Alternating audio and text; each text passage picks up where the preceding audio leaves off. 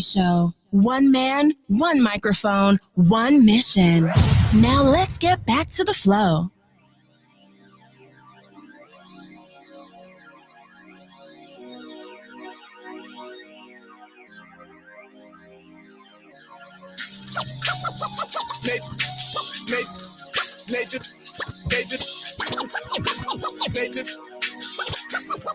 NationIvy.com. Mr. Ivy know the show must go on. As far as Cincinnati, man, I put on. Tunes made another flame beat for me to cook on. Raised dogs, close this year, too strong. Team AI, chop it up at the chop shop. Top notch with the king flow, the hot shot. Cop squats in, listen to the real. Jumping like hopscotch, nobody harder than, oh, no. Not only citywide, but nationwide. Superlatives, keep it locked like the mission guys. Put the truth in the airwaves, we talk about it.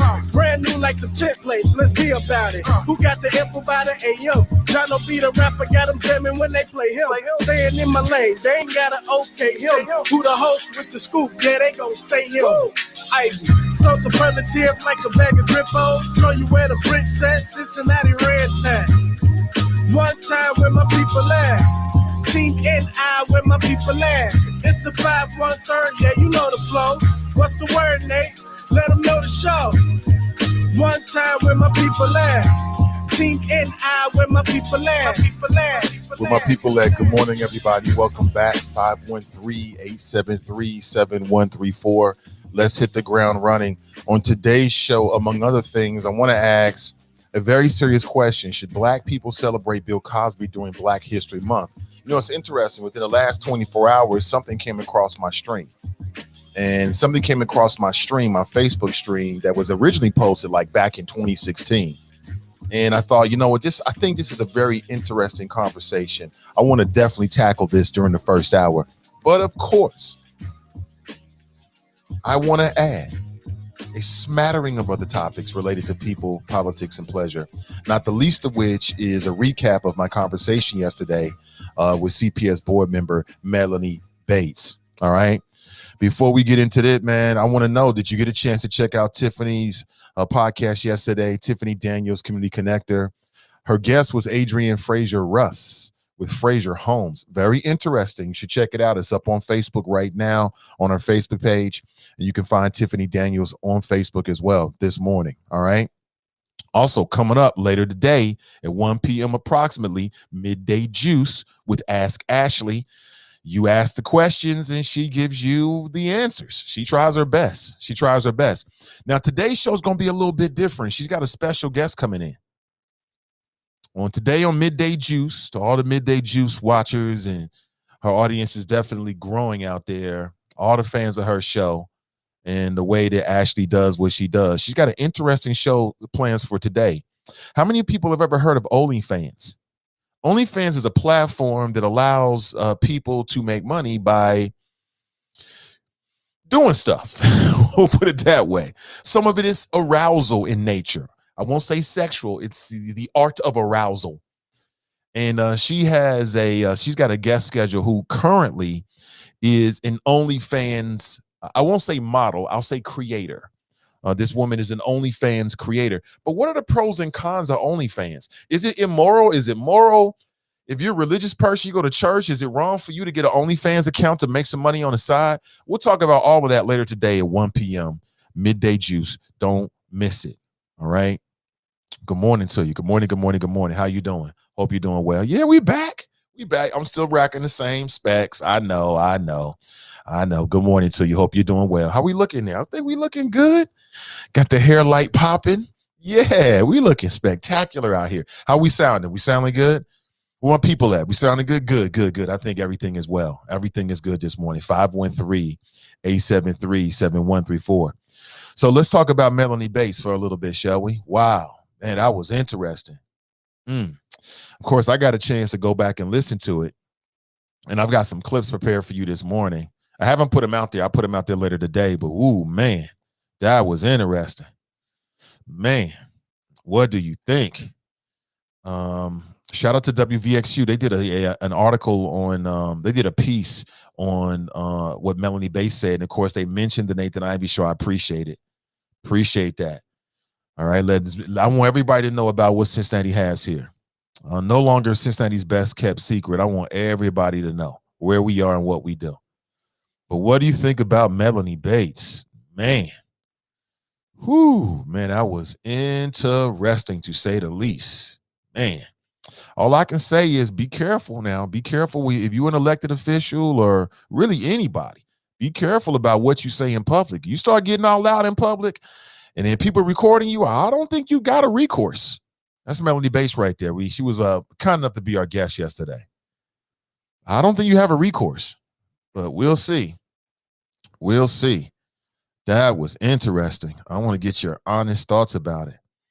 513-873-7134. Of course, that's just the tip of the iceberg. There's so many things going on that I want to talk with you about this morning at 513-873-7134. I think I've given the number out enough. You know how to contact me. You can always leave a comment in the comment section as well. How are you? Now, I know that Dr. Umar Johnson is supposed to come to Cincinnati sometime soon. I don't know if it's tomorrow or today or something like that. And I reached out to him several times. People were like, Nate, you should reach out to him. I reached out to him. But you can't make somebody come on your show. And then I know someone, one of the choppers, I put it that way, just got a connection with Brother Umar. And let me first say this, that I think that Brother Dr. Umar Johnson is a hell of an intellectual. I think he's a very smart, intelligent guy that cares about Black people. Nothing wrong with that. I think he cares about, things that are happening in the world. There's been a lot of controversy about this school that he's building and the money that's been involved. And people have been suspicious of him and been critical of Dr. Umar Johnson and said all kinds of stuff about this brother and the money. And I've always maintained the same thing, that, I can only assume that the brother is in it for the right reasons. I can only assume that. I don't want to assume anything other than that. But I have seen some recent interviews with Dr. Umar Johnson that just didn't I'll be honest with you. I've seen some recent interviews in which Dr. Umar Johnson came across like a con man. I got to be honest with you. I seen an interview he did with a brother, and the brother was asking him, there's a lot of questions about the money. And, what are you doing? And Brother Umar Johnson was like, well, listen, if you give me $5, then I'll give you a certain level of information about what I'm doing. You give me $10, I'll give you a little bit. That entitles you to a little bit more. You give me $100 and so on and so forth, right? And I see him do this in a couple of different interviews. And I'm like, oh, no. Speaking of OnlyFans, I read last year that Dr. Umar started an OnlyFans page. And I'm like, you got to do what you got to do. You're trying to raise money. I get it. But, And so I reached out to somebody saying, can you use your contacts? And this person was very, very nice enough to do so. And I got the response this morning. And I'm like, what? And I'm like, I couldn't believe it. You know what I'm saying? And, apparently if you want to do an interview with Dr. Umar Johnson, you got to pay him for an interview and to promote events that he's doing. So that's a little strange. I've never done that before. I've never paid somebody to come on the show to promote their appearance in Cincinnati I'm going to pay you to promote your event. That's a little different. But I do understand the whole concept, though. People do that. I get it. I'm not saying it's unheard of. It certainly is. So I'm like, damn, do I want to pay to get Dr. Umar Johnson on the show? Something I think about right now. No, I don't see that one. I think I'm gonna try to make my way to the event because he's a hell of a speaker. He's definitely have. Maybe I can get like a stand-up interview or something like that. We'll see how it goes.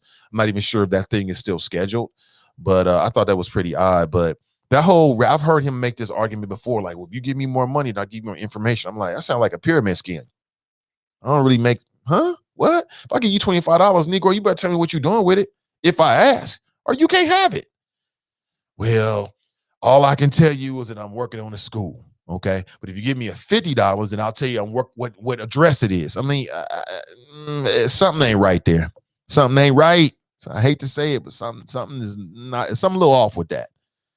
You know what I'm saying? What the hell is going on? I don't know. I'm not hating. I hope the best. I hope the school turns out to be the greatest thing ever. That'll be dope. We need that. And I love his interviews. His interviews are super, super fun. Super fun. 513-873-7134. There, I said it again. There it is. You got it. You got it. How are you? Hope you're doing well. Have you heard what's new with the Cincinnati Police Department? They are planning the first of its kind intelligence center to curb gun violence. Now, when I say first of its kind, family, I'm saying first of its kind in the city of Cincinnati. Now, this follows, as I've read, Cincinnati's worst year on record for homicidal violence. So last year was the worst year on record for homicidal violence. And I had to be honest with you, I think a lot of it had to do with COVID. I think a lot of the reason why Cincinnati last year was the worst year, from what I'm reading, for homicidal violence had a lot to do with COVID, because COVID has been a tester. You know, it's a test for everybody. And some people failed, quite honestly. And what we found out is that there's a lot of pressure that being isolated and restricting your movements has put on a lot of people in our community. And unfortunately, it manifests itself in some ways, you know, in a very, very violent way. I'm like, man, I'll say it again. We as Americans, we love to act like we are so strong, but we are not. We are not. Many of us lack the discipline to deal with even the smallest different, change in a routine. So I'm saying that's what I've learned from COVID. What I've learned from COVID is that we is not ready. We are not ready for the alien takeover. All the aliens got to do is, the aliens don't even have to show up to take over the globe. They ain't even got to show up. Like in the sci-fi movies, you see like these examples of awesome, tech. These spaceships show up and they're just like 100,000 years ahead of us in technology. They don't even need that. All they got to do is study us for a little while and use us against us. We'll do the dirty work for them. I'm talking about Americans, humans. The aliens don't have to do a damn thing. All they got to do is bring us some old ish and we will tear each other apart like ravenous beasts. We're doing it right now. We're doing it right now. I'm a big fan of sci-fi genre. I love the genre, the horror genre. I love those genres. A lot of fun. And so you see this over and over again. Anybody knows anything about good science fiction is that good science fiction is commentary about the world we live in. And you see these examples like in these science fiction movies of the aliens coming in. They got this massive mothership like Independence Day, and they just open up a can of high tech whoop ass on us, and we just can't. They don't have to do that. The aliens, all they got to do is just do some simple ish, and we as human beings will do the rest. We will take care of everything else. It's sad. It really is sad. COVID has, in my opinion, just exposed a lot of stuff that we already know. Like, speak about the African-American community, the Black community. You hear all this stuff about how COVID is hitting the Black community first and hardest. Who's surprised by that? Well, fucking course it is, obviously, because of the disparities that exist. And so now, you got the governor's task force, a strike force on whatever they're doing, Minority Health. You got all these stories about it. But who's surprised by this? We already know that. Of course. 100%. COVID didn't tell us something that we already didn't know. We already knew this. COVID has showed us just how precarious a situation that we really are in this country and around the globe. We are this far away from Knives Out, block to block. Telling you, let the lights go out. And then in the last little veneer of civility and politeness will go straight out the window, family. I'm gonna say it again. We are living in the last days of common sense, which predates the last biblical days. We this close. You got mofos out there putting gorilla glue in their hair and getting thousands of dollars in sympathy. That was some dumbass shit, period. Across the board, black hair. Black hair? What in the hell does that have to do with black hair? Because somebody put gorilla glue in their hair. Nothing whatsoever. It don't have nothing to do with it whatsoever. Please stop it. Oh, I feel for sis because I struggle to find hair care products too. What? I'm telling you, we are living in the last days, my friends. Good morning. Good morning. I'm here to report all the way down or up. I hope we stay up. Same thing with this school board stuff, man. I mean, this was so easy.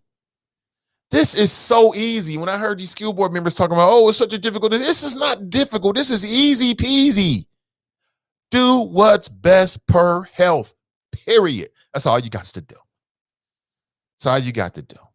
But like I told you, humans worse than the COVID. COVID just wants to replicate and live. Humans they want to get reelected. They're looking to listen to this, they listen to that. It gets politicized. They got 14 different, agendas. COVID only has one agenda. I just want to replicate, y'all. Can I be great? That's COVID. COVID's out here like, can I be great? Let me be great. The humans, they got 13 different agendas. Sometimes they contradict and they overlap. It is what it is. So I went back and I listened to the conversation with Melanie Bates. And again, I thought I was very, very fair, extremely fair. And I even talked with some folks about the whole legal angle. I don't really see that happening.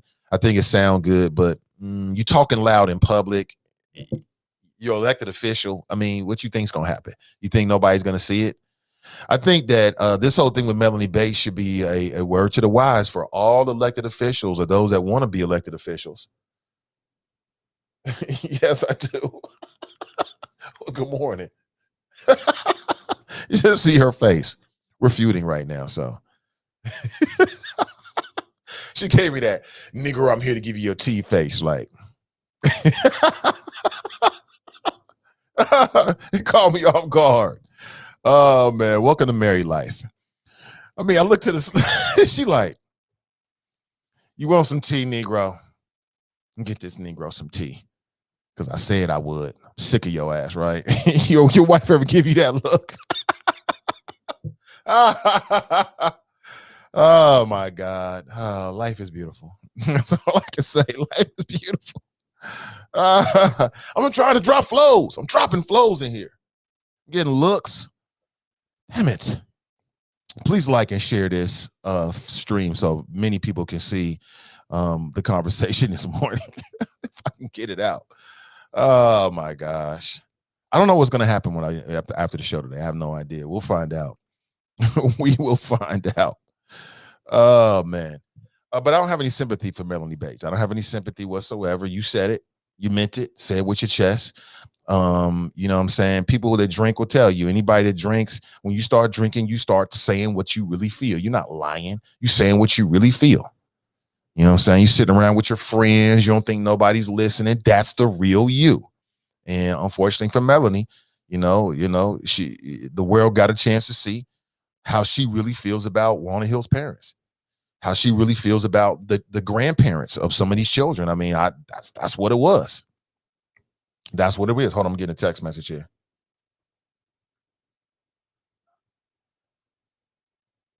Oh, okay, cool. Absolutely, yeah, for sure. So that's what it is. It's what it is. I mean, no sympathy. I mean, I think, like I told her, man, I think it's two Melanies. It's the real Melanie, how you really feel about the parents. Well, I mean, you don't care about people's grandparents getting COVID. I mean, that's part of the reason why people are upset. You don't care about what the teachers think and they're on the front line. I don't care how much money you make. How much money is worth your life? Think about that for a second. So again, I would not doubt if she's up for re-election. I would not doubt. I would be surprised if it doesn't come up again. I would be very, very surprised. Very, very surprised. It would knock me over if nobody brings this up. Who's running? I know if I was running for school board, I'm gonna put on a banner and drive around the city with it and say, "This ain't me. I'm gonna do better." So I can't expect anything else from people who are running. You know how it is. All loves in war and politics. So we'll see what happens. And but what was your impression of the conversation yesterday? Because I had a little bit of time afterward, then I had to leave and I was out of there. 513-873-7134 if you want to share your thoughts. I'm here to receive it. I see people are talking about Clarence Thomas.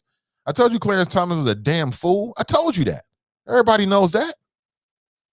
I told you. But I want to circle back around here to the cover art real quick. I want to ask you this question, okay? It's Black History Month. Should Black people celebrate Bill Cosby during Black History Month? Can you celebrate his contributions and not the man? Is that even possible to separate it? And if we celebrate in Black History Month, Bill Cosby during Black History Month, don't we have to do the same thing with R. Kelly? R. Kelly made as many contributions to the culture or to whatever as Bill Cosby has. Now, if you don't know, Bill Cosby is currently incarcerated because he was drugging women and then sexually assaulting them. I don't care anybody says that's what he was doing. He admitted it in court. That's not a normal thing to do. It's not a normal thing to do, and I don't want to normalize it. It's not a normal thing to do to invite a woman back to your house or your apartment or your pad or whatever it is. It's not a normal thing to do that and then to drug them and then to sexually assault them. That ain't normal. And all these people are here like, well, they knew what he was. He was a married man. What you doing with a married man? What in the hell does that have to do with being drugged and sexually assaulted? Nothing.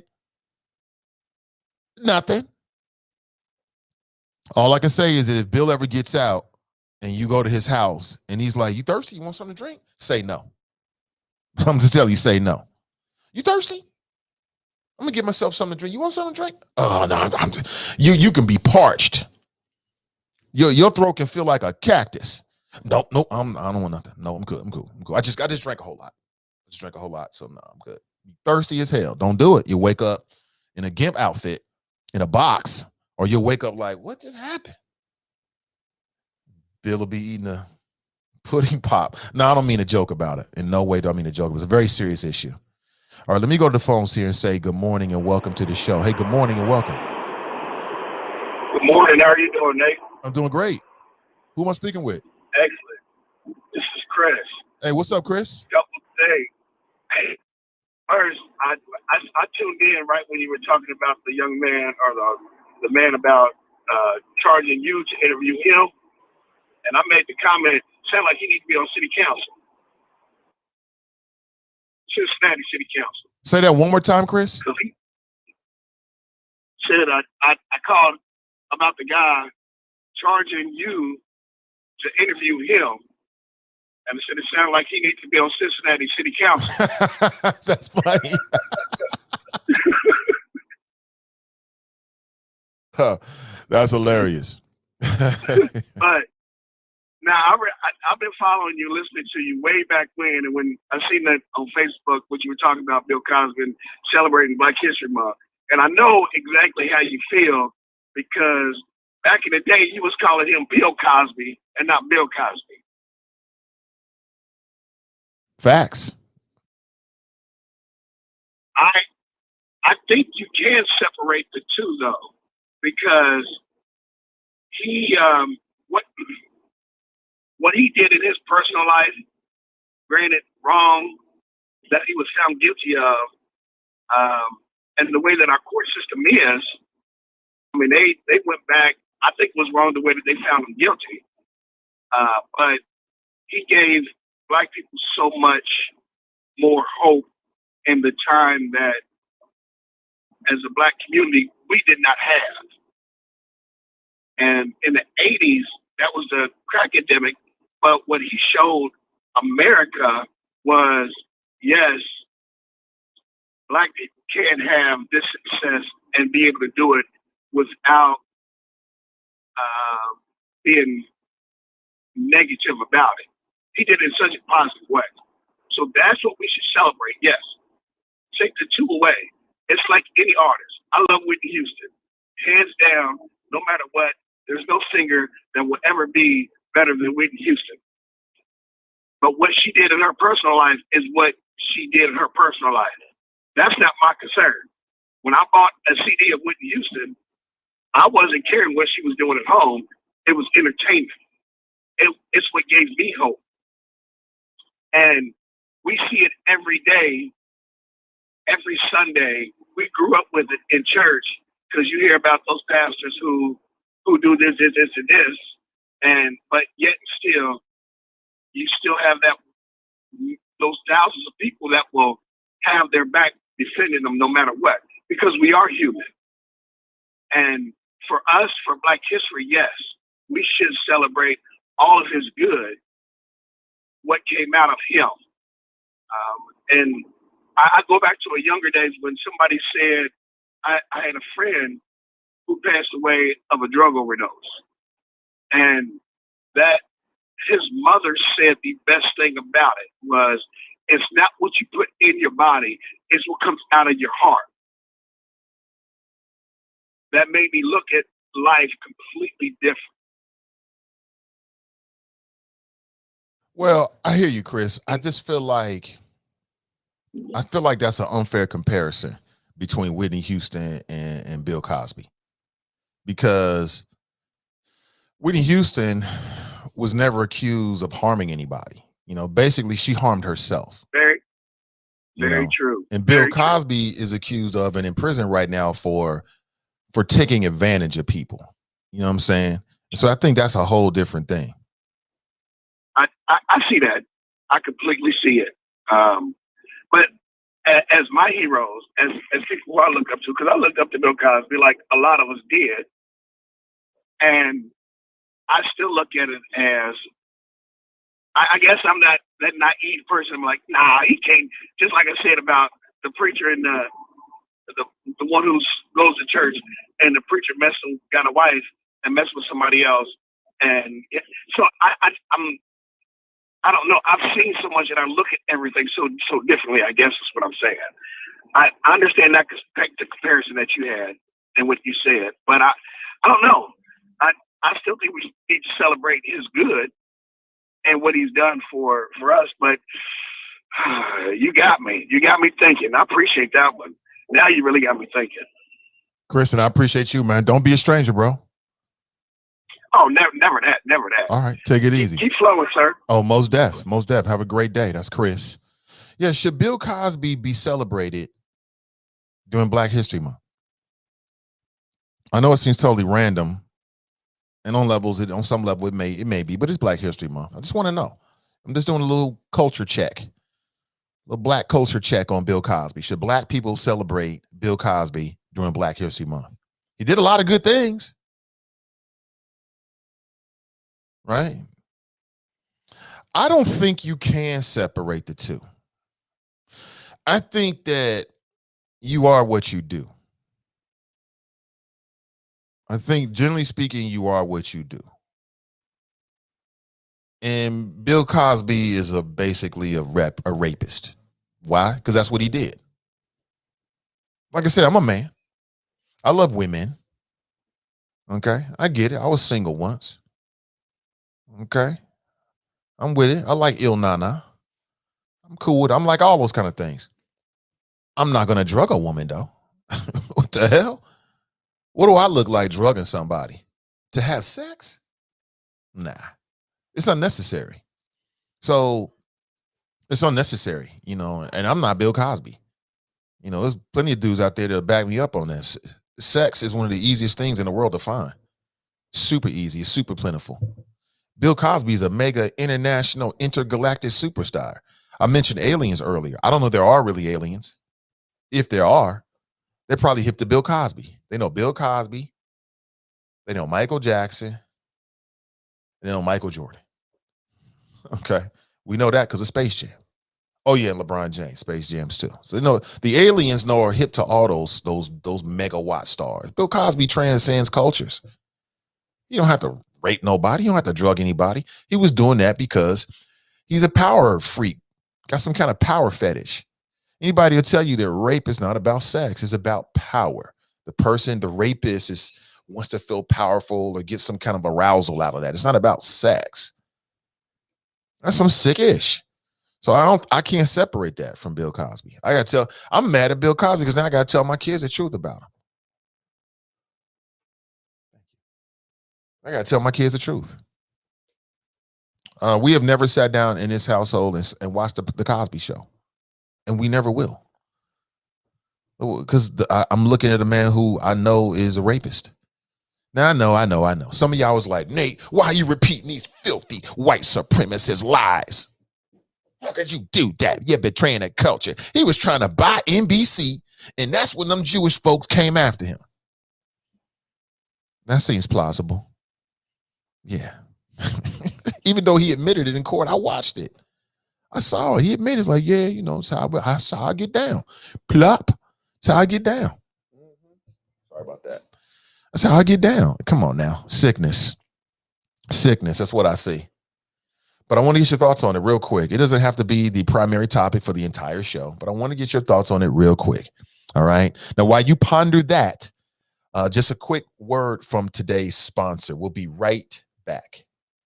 It's that well-born experience. It's that well-born experience. The well-born experience. Experience. Experience. It's that well-born experience. Yeah, the well-born experience. That well-born experience. Experience. Tell us what you need. That's the question we start with. We specialize selling condos, houses, apartments. Make sure that you're happy with your residence. Keep it real, no filter. Oh, it's the realtor from the nattiest heaven sent. It's the well-born experience. Ain't nothing like it. Every time he talk to his client, he's so excited just knowing he able to put them in a place to lay their head. Not focusing on his profits, but on the client instead. Right. He keeps it so professional and from his conversation. You can tell he studies before sharing information. Educated, motivated, ain't nobody better. Who's willing to walk you through every step to relieve the pressure? Yeah, and just so you know it's real, you get a special personalized rug once he closes the deal. So go on, call him up so he can get you live. 513-252-1055. Again, that's 513-252-1055. And you can email the Team Wellburn this morning at teamwellburn@gmail.com. There's a link in today's description. You can check it out there. All right. 513-252-1055. Good morning to you. Good morning. All right, let's play a little mystery history real quick. Mystery history. This is presented by imgbat.com. That's a Black-owned, handcrafted jewelry and art online store, imgbat.com. There's a link in today's description as well. Go there, check out what they have to offer. Some really nice pieces. Matter of fact, I think I'm going to go to their website this morning and just kind of like let you see some of what they have to offer. Because, you know, you may not have time. So let me just make this easy for you, all right? The way this works is I play a clip. You tell me who the voice is, the famous Black person in American history. Mystery history is the name of the game. All I need to know is who said this. How does it work? Well, good question. Real simple. I will play the clip for you.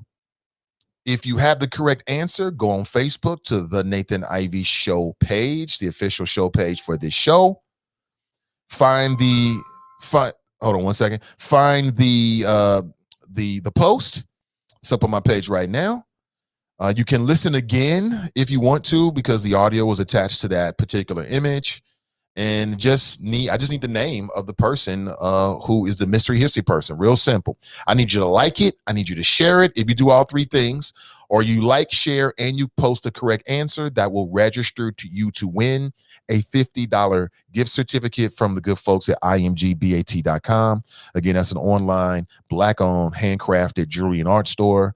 And we're going to pick a winner after the show on Friday. So we started on Friday, last Friday. We're going to do it for an entire week. All right. Y'all ready? Are you ready? I love the black man. Check this out. I go to a white restaurant. We integrate today, right? You go to a white restaurant, you got to look all day on the jukebox to find some music. No. At our party, we'll have Aretha Franklin, Stevie Wonder. If I go bring a jukebox in a white restaurant, anybody black will tell you got to look all over that box for some black music. Hank Snow, Johnny Cash, Just right. all kind of names I ain't never heard of. You know, when that train comes around that mountain, when that train. All right, there it is. Mystery history. If you have the correct answer, I don't put it in this stream. Go to my Facebook page, The Nathan Ivey Show. Find the post, like it, share it, put the correct answer. That will register you to be a part of it, and we'll pick a winner after Friday's show. Okay? All right, let's go back to the phones. Good morning. Welcome to the show. Hey, Nathan, it's Tracy. How are you? I'm doing well. Good morning, Tracy. I wanted to speak for just a few minutes on, not a few minutes, but maybe a minute on Bill Cosby. I have the ability to separate the to him being a rapist and celebrating his contributions because I went to an HBCU.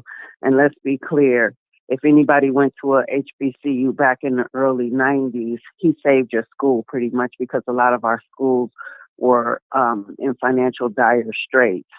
And, you know, if it wasn't for him, I remember my school was about to shut down. Central State had some financial issues, and he came to the rescue. So that's why I can celebrate his contributions. The only issue that I have with Bill Cosby, because I'm not the judge and the jury on his case, but the only issue that I had with Bill Cosby was when he went on that tour, you know, pretty much down in black people wearing saggy pants and being on welfare and get off your ass and all of that.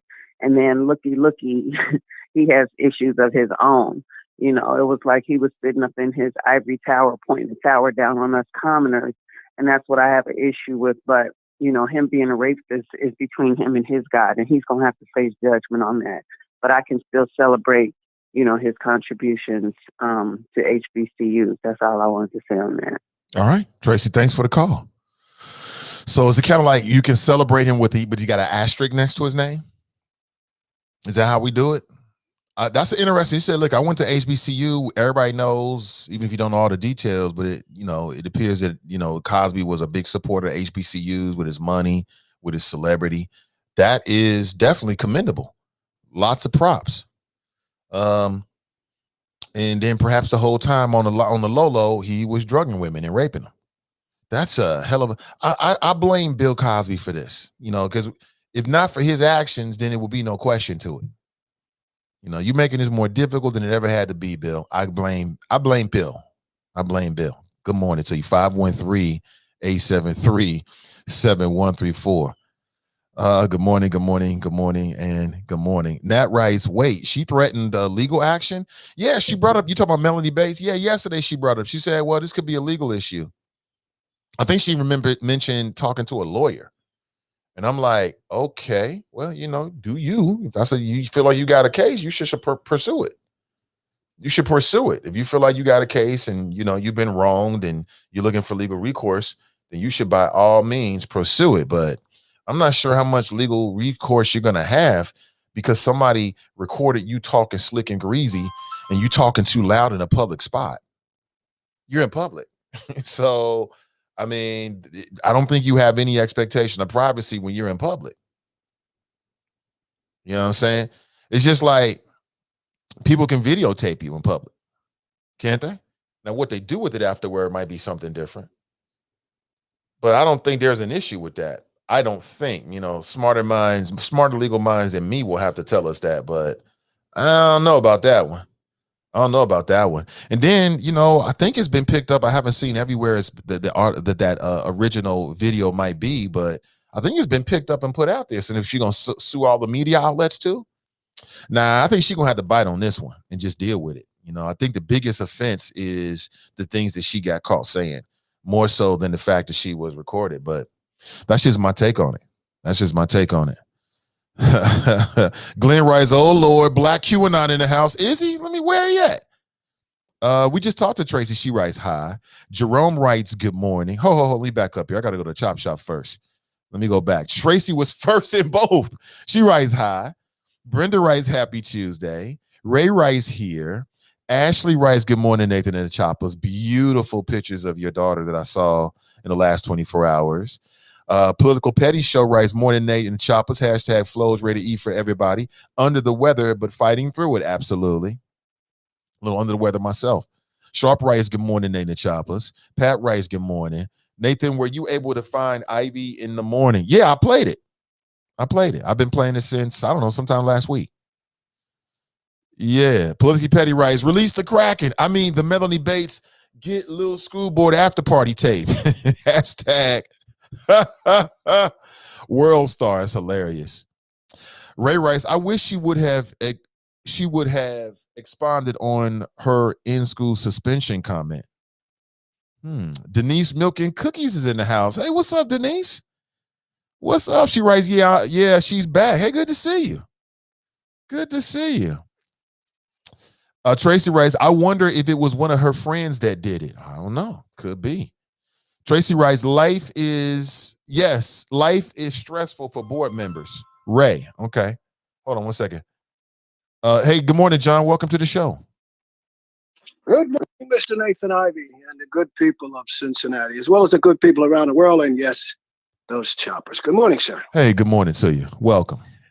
Let's stick with the subject at mind. It sounds like everybody want to talk about Bill Cosby, so we will stick with that subject. Yeah. Should he be celebrated during Black History Month? Well, I say it's a yes and a no. I mean, he is an icon. I mean, he built an empire, and we have to understand the past. In order for you to understand the past, you got to understand the future. And Bill Cosby, if you go back, yes, we know he had the NBC, the Cosby Show. He was a comedian when he came up in the 50s and the 60s, and then he branched out into the real world, hanging out with the Playboy Club mansion and the boys that he thought that could protect them. He had his own TV series, detective series. I forgot the name of that show that he played with the guy that a TV series. It was pretty good. People have to understand that, and you did bring it up lightly, but people need to understand Cosby in the 50s and the 60s, he hung out with the white elite, people that he hung out with, and you better believe if he was doping, they were doping too. So, they had the goods on him, and nobody talked about it as long as Cosby stayed in place. Well, once he, as you indicated, once he went to buy NBC, that's the network, the jewel, it was up for sale. It was there. And Cosby probably wasn't using all of his money. He probably got a couple of backers to get behind them. And those characters said, no, we're not giving you that. Because Cosby was talking about putting Black people to work, producers, writers, doing similar what the brother in Atlanta is doing. The filmmaker, and Cosby wanted to do that. So, but he must have ruffled a couple of feathers. So these so-called people he hung out with that he thought was protecting him, basically they wasn't giving him NBC. And within a month or two, or maybe 3, then that's when all these allegations came out. So Cosby learned a long lesson, and I think he learned it sitting in jail. You can't trust anybody, even the guys that you hung out with, white or black. Yeah, you can't trust the women that you drugged and raped to be quiet about it. Like Bill Cosby admitted it, John. He admitted that he was giving women like little pills to render them unconscious or to loosen them up. He admitted that. Well, I'm glad you brought that up because I didn't know that until now. I didn't really follow the trial, but I'm glad you're bringing it out, letting people know he admitted it. And by him admitting it, is Cosby doing no more different than what the white boys do? The only problem is he's Black. And, and Cosby, now he had to pay the price. But they're not going to take his empire, his billions of dollars or whatever he has. That's not going to go. Yes, he has to pay off the lawsuits and all the allegations, and they're going to line up because they want a piece of that money. The same people that hate Cosby now want to collapse his empire. But my question to you, Mr. Nathan Ivey, what did Cosby do too much more than what Trump did? Isn't that under the same cloak and dagger? But yet Trump is going to go off into the sunset. And it's okay with the whitey leaks. He's not going to be locked up, people. This is a game, and the game is on us. Trump went through a federal trial. What happened? Well, those stupid Republicans, they could have did the right thing, but no, they don't care. Did you say the Whitey leaks? You mean WikiLeaks? White elites. That's Oh, what the white elites. Okay, I got you. The white elites wasn't going to let Trump go down. Well, let's back up a little bit. America has a history of protecting their leaders that commit crimes. It's a pattern from Reagan. Okay, I can go back to Ronald Reagan, Senior Bush, Bush Jr., Cheney. They all committed crimes, killed people. It's okay. It's okay with them, but a black man do it? Oh no, you can't do it. They'll lock you up and throw you underneath the jail, and you'll have to sleep with Bubba. So Cosby is paying the ultimate price as a black man, no matter how much money you have. Some of those athletes know how far they can go, and they know they better back off unless they want their empire taken away from them. So you asked a profound and good question. I'm glad you brought it up. That I had no idea that he did admit that. I didn't follow the trial too much because, you see the pattern on the wall. What I didn't like about what you did talk about, Cosby making statements you threw out the little blips when Cosby was getting a little arrogant and telling black people to stop whining, stop complaining. Doesn't that sound like Barack Obama? Another day, another time. Cosby was saying, stop whining, stop complaining, get off the couch. Well, it comes back to bite you now. But, he's not going to be in that jail too long. And at some point, he'll be croaking at some point. He's up in age. What's he in his 80s or something? So, he'll be let out if he gets a sickness or whatever. But the white boys can get away with it. Black men, you can't run down that path. Doping, drugging people, committing a crime like that, that's terrible. That should not happen. Yes, some people can argue, hey, those women, they did come back. Why are they doing in there? What do they want? What they thought they were going to get a career out of this thing? Well, it was a setup. They set Cosby up. He bought into it, and he paid the price. So understand, some of you black men and women that are listening to the Nathan Ivey Show, be careful how you step. Somebody's always watching, and you always have enemies. They may not say nothing at once, but they'll wait for the right time to use what you do against you. You can count on that. John, thanks for the flows. Appreciate you. Take it easy. Have a nice day, and reparation up top on the plate. Have a nice day. Thank you. Appreciate it. That's John checking in. Let's switch gears here, shall we? That was a good call. He was in and out. Reparations. That man. If you care so fucking much, then why didn't you vote? But I won't go there. Listen, I want to share a screen with you here. This is from WVXU, and I think it was posted with about an hour ago. It was posted. Check this out. CPS board member Bates asked for grace after video of her surfaces online.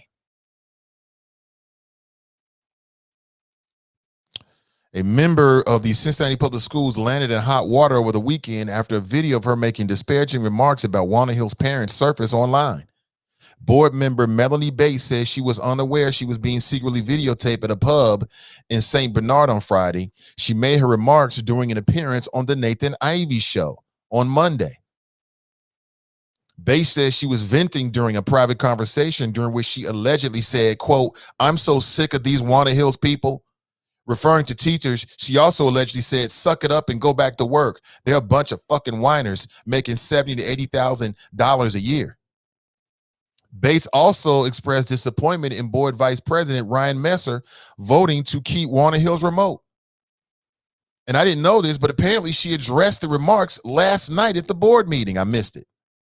Quote, "I deeply regret allowing my emotions to get the best of me," Bates said.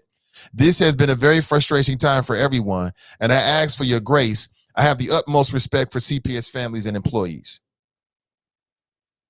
During the meeting's hearing from the public, multiple speakers called for Bates to resign, including a student, parent, and a teacher. Damn, it got ill. Woo, we might have to find that. It got ill like that? Damn.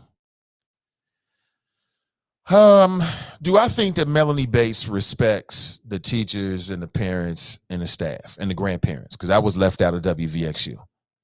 Because allegedly she said, I don't give a damn about your grandparents getting COVID. I stand by what I said yesterday. I think that, it's to Melanie Bates. It was the Melanie, and just like it's a lot of people, like we say there's a public face that everybody has, and then there's things that people say privately. I don't think that that's everybody, right? And I think that when you're alone with your friends and you're drinking and you think nobody's watching, there's a level of realness and honesty that comes out. I would even dare say that that's your more honest self, right? Because especially when you're a public official, there's a way that you want to conduct yourself and kind of what you want to project. So I think that Melanie Bates meant everything that she said, quite honestly. And see, that's just a tip of the iceberg. There's a whole bunch of stuff. I mean, listen, there's even more information out there that would back up the fact that Melanie Bates is not necessarily like has the utmost respect for the parents. There's even more. I haven't even said everything. There's even more information out there, quite honestly, that would sort of back up that side of Melanie Bates' personality. So, I mean, the people have to decide that. I'm not surprised to see the people call for her resignation. Somewhere in a school district in America, I don't remember exactly where it is, there were 4 school board members that resigned because I think they were in the Zoom and they thought the mic was off, but the mic was on. And they started saying some disparaging things about the parents and stuff like that. They all resigned. But this is Cincinnati where, things don't always run the way they should. You know what I'm saying? People don't always do what they should do in Cincinnati, I put it that way. But I don't know. Do you think that Melanie Bates should resign? 513-873-7134. Some people apparently last night in that board meeting were asking for her to resign. Oh man, I gotta find that. I gotta watch that. I'm sure it got heated. Whew. I'm sure it got heated yesterday, but it is what it is. It is what it is. 513-873-7134. I have the utmost respect for CPS families and employees. Didn't sound like it. And again, you can't get mad at parents because parents want their kids to be safe. How you gonna get mad at the parent because they parent want their kids to be safe? And to me, I have seen, and see, this is deeper than Melanie Bates. This is deeper than Melanie Bates. Melanie Bates is just an example of what the problem is district wide. This attitude that if you're a vocal parent and you stand up for your children, that somehow you're a problem parent. You know what I'm saying? That's how they try to play you. The way they try to play you, especially at my daughter's school, which is Walnut Hills. There's this thing among some of the teachers and administrators, and I've even talked with the principal and other administrators. They said this to me. Well, they'll tell you this, and I bet they shoot this shit straight up to the superintendent. Well, these parents at Walnut Hills think this. They think they can do this, and it might be some extreme examples. Like I remember having a conversation with the current principal of Walnut Hills, and he was telling me about some examples. And this is how I know this is true. He was telling me, we were face to face before COVID, and he was telling me these examples about, parents, Walnut Hills parents having like these huge expectations. Like they expect that because they know the governor, that they can get the governor to call him and to get him to do stuff. And then they expect that they can, because they're somebody and they got a couple of degrees or got some money, that they can now, move heaven and earth to change all these kind of things just because they want it, right? And that might be true. But what happens is that those parents are used as a shield, right? For when the teachers and administrators do wrong stuff. And they use those parents that might do that as an example for the parents to have a righteous issue that isn't being taken care of. You know what I'm saying? Like there are some parents that have legitimate issues and their school, their CPS school ain't on top of it, or they're acting like it's not important, but it's extremely legitimate. Like, I don't know, Gabriel Taye, remember him? Completely legitimate. But they will act as if the parent is the problem because the parent wants to raise their voice and put their foot down, and they're asking for accountability, right, and responsibility. And so it's a little bit of that with Melanie Bates. I'm like, how you gonna get mad at parents because you're sending their kids into an unhealthy situation during a global pandemic? Like, I don't even get what kind of frustration could you possibly have about that? What's to be frustrated about because a parent wants their child, whether it's at Warner Hills or any school inside of CPS, because a parent wants their child to be safe. What's there to be frustrated about? I don't understand it. But that's what happens.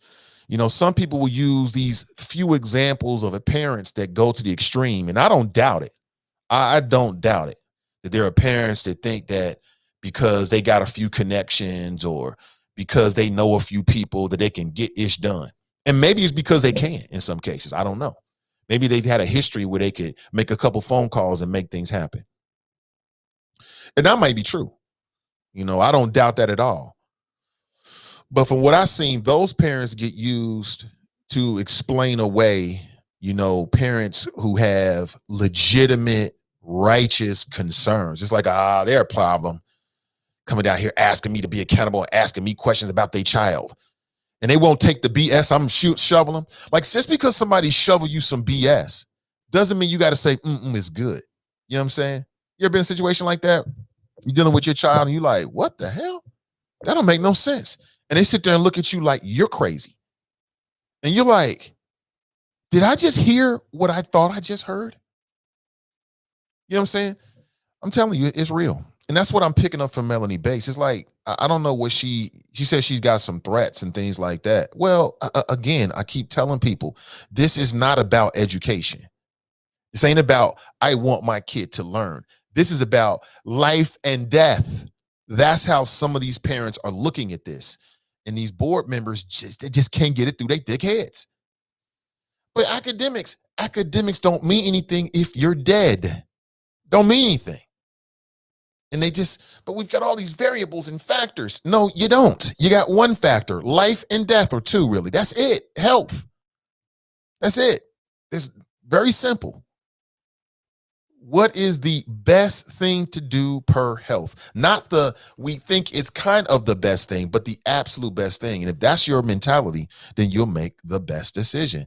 So that's what I was kind of picking up from the comments that I got from Melanie Bates. I'm like, well, that's why I asked her yesterday, like, so why are you frustrated? Well, we received death threats. Okay, great. I can understand you get frustrated, but you know, you got to be smarter than that. You got smarter than that. And she wasn't. So it is what it is. 513-873-7134. Good morning, everybody. Crystal's in the house. She writes, good morning. Nice interview yesterday, Nathan. Thank you. Oh, absolutely. Tanya writes, good morning, Nathan Choppers. Nakia writes, they had to spend that money that the government gave them. Vernon writes, sounds like a hustler, don't it? Dale writes, Roland exposed Dr. Umar. Did he? I saw that interview going back a few years ago. It was a great interview, by the way. I didn't think that Roland exposed him. If you're talking about another interview I don't know about, I don't think he got exposed. And I like Dr. Umar. I like that there is a Dr. Umar, but this money grab thing he doing, man. I saw a video where I get it. You're raising money for your school and for the school that I think is an excellent idea. I think it's a great idea. I hope that man is successful in that. We need these kind of like schools that's got a very, very, very, you know, targeted and intentional curriculum that's going to be pro-Black. I love that. Okay. It's a beautiful thing. I'll say it again. I hope that man is successful in everything he does. But you want me to pay you to do an interview to promote what you're doing? Hell no. That don't make no sense. That's backwards. Now, would I get something out of that? Obviously, yeah. I probably get a lot of clicks and a lot of plays. People love Dr. Umar. An interview with me and Dr. Umar is going to be a little different than your run-of-the-mill interview, because I've been like preparing for a conversation with Dr. Umar for years now. I got a whole list of questions I want to dig into that ain't nobody else I've heard in any interviews really ask him. It'll be a little something different. But I don't know, man. I can't see that. It just seems to be backwards. But I get it. I'm not saying he's not worth it. He's worth whatever people are willing to pay. If he can get somebody to pay him to do an interview, great for him. I have nothing. There's nothing negative and no critique. And for the people that do that, I think it's a smart thing if you want to do that. But I'm like, man, what's up with the money grab, dude? I saw an interview with Dr. Umar. He was talking to a black dude. It was a good interview too, because they was going back and forth. And Dr. Umar kept going in and in about how, if you want to know about where the money's going and what he's doing, you got to pay him $1,000. And then if you pay him $1,000, you get a level of information. But if you pay him $2,000, you get another level of information. You pay him $10,000. I'm like, man, that's a Ponzi scheme. Where they do that at? Where I pay you first and then you tell me the basic information about what you building? Where they do that at? That ain't normal. That if that's normal, that's news to me. I ain't never heard of no shit like that. You know what I'm saying? That's a little different. You know what I'm saying? But I mean, maybe it's not. Maybe I'm just looking at it wrong. What do you think? 513-873-7134. If you're wondering what we're talking about, so I'd love to get Dr. Umar on the show. Somebody got to connect. Please put a word in for your boy. I'll try to reach out on multiple levels for years, quite honestly. But I heard that the brother was coming to Cincinnati, and I'm like, word, I want to meet him. In fact, I want to promote what he's doing. That was my full intention. I've already met him before. He was here out at Reverend Lynch's church, a New Prospect. I don't know when it was, a few years ago. And got a chance to meet him very quickly. The brother's busy, right? Hell of a speaker, man. Super, super smart guy. Hell of a speaker. He don't even need no microphone. Hell of a speaker. He can talk all day and, be captivating and very interesting in the whole 9 yards. So I reached out to somebody who I know has a connection with him to see if, this person could put in a good word. And, to their credit, they did. I really appreciate it. And then I got the word back saying, yeah, he's willing to do it, but you got to pay for the interview. I'm like, word? Damn. I got to pay to promote you? Isn't the promotion payment enough? Because not everybody's going to know. But again, everybody does their business differently. If that's how he does what he does, I ain't here to criticize him on that. I'm not trying to criticize that black man's hustle. Stack your bricks any way you stack your bricks. I'm just saying that now it's just bubbling up more doubt. I'm like, something's not right here. I don't get it. But again, I hope he gets that school up and running, man. That'll be super dope for the culture. I do. I 100% do.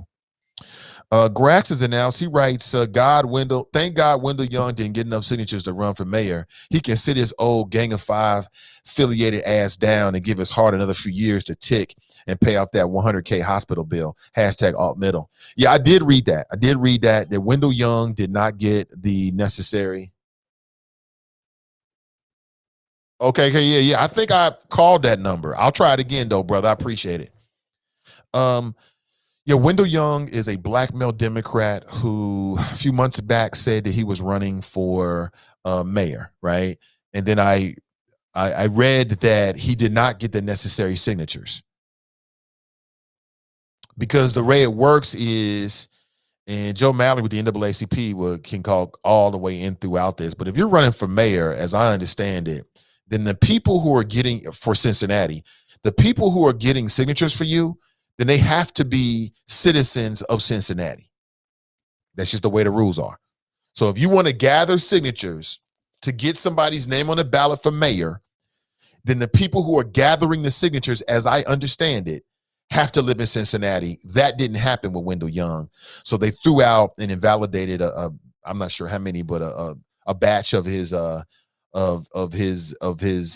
petitions, and he didn't get the 500 petitions necessary. And I'm thinking, Wendell Young can't get 500 petitions? Now, I wonder if, Wendell Young has some health issues, and I think it's safe to say, with no disrespect, that it slowed him down a bit. So maybe that hampered his ability to coordinate it or whatever. But I'm like, how do you not get 500 signatures and you're Wendell Young? It's easy. There should be a snap. So things happen for a reason. He wasn't supposed to be in a race. That's just how you have to look at it. It just happens for a reason. So you say Gang of Five affiliated ass down. Okay. You still on that? Let me see. Every day. Good morning to you. Brian Rice, don't get the tea thrown at you. No, she wouldn't do that. It's not that serious. Dan writes, okay, love Ebony. Greg writes, Grand Risings, Nate and the Choppers. Good morning to you. Let me see. Gregson writes, and Gang of Five has been eliminated. Mission accomplished. On to the county. Okay, mission accomplished. Tanya writes, as a woman who has given that look, don't drink the tea, Nate. No, I have to drink it. Well, nah, the wifey would never do anything like that. The tea is fine. But it's married life. You know what I'm saying? It is what it is. It comes with the territory.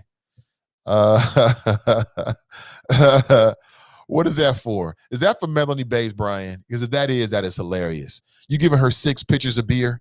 You are wrong. You are wrong, man. Gabrielle writes, she wouldn't even take the out and blame it on drinking either. She's standing firm to let everyone know that she said it and she's not sorry. Yeah, I mean, Melanie would rather blame it's just some old Trump-ish. She would rather blame the people that recorded her rather than her telling someone, let me hear what I said. What the fuck are you talking about? Let you hear? You said it. You said it. That is a bad look, sis. Talking about let me hear it so I'll know what I said. You just said it. What you mean? You know how you feel. You know how you feel. So it's MABDA, Make America Buck Dance Again, Black Conservatives. You see, school board is at large race, all about name recognition, not policy. Can you say your last name 20 times? If so, you have a shot to win. Vernon writes, she didn't give a damn, but it was her feeling. Mm-hmm. Grasson writes, F Bill Cosby. Michael writes, hell yeah. Crystal writes, yes, Bill Cosby is Black history. Oh, really? Really, Crystal? Bill Cosby, damn. I hope not. I hope not. I don't think it's possible to separate what you do from who you are, because you are what you do. What you do is who you are. What you spend your time doing is who you are. And I think that Bill Cosby is an example, quite honestly, if I'm going to be fair about it, Bill Cosby is an example. And let me explain this. Bill Cosby is an example of humans. No human is all one thing or another. People like to front on that, like they're all good, but nobody's all anything. We're a mixed bag of all kinds of things. So yeah, Bill Cosby was contributing to HBCUs. He was a trailblazer for Black comics and Black celebrities and Black entertainers. I think I put it that way. He was a great example. I remember as a kid falling asleep listening to Bill Cosby records and CDs and listening to his comedy. You know what I'm saying? It was dope. It was dope. And at the same time, he had a problem with women. So my thing is this. All the people who say, well, you got to separate the good that Bill did from the bad he did.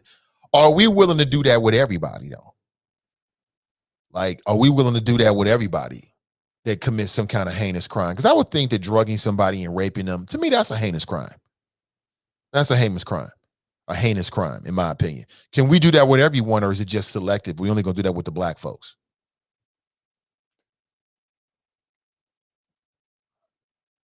I don't know. You tell me.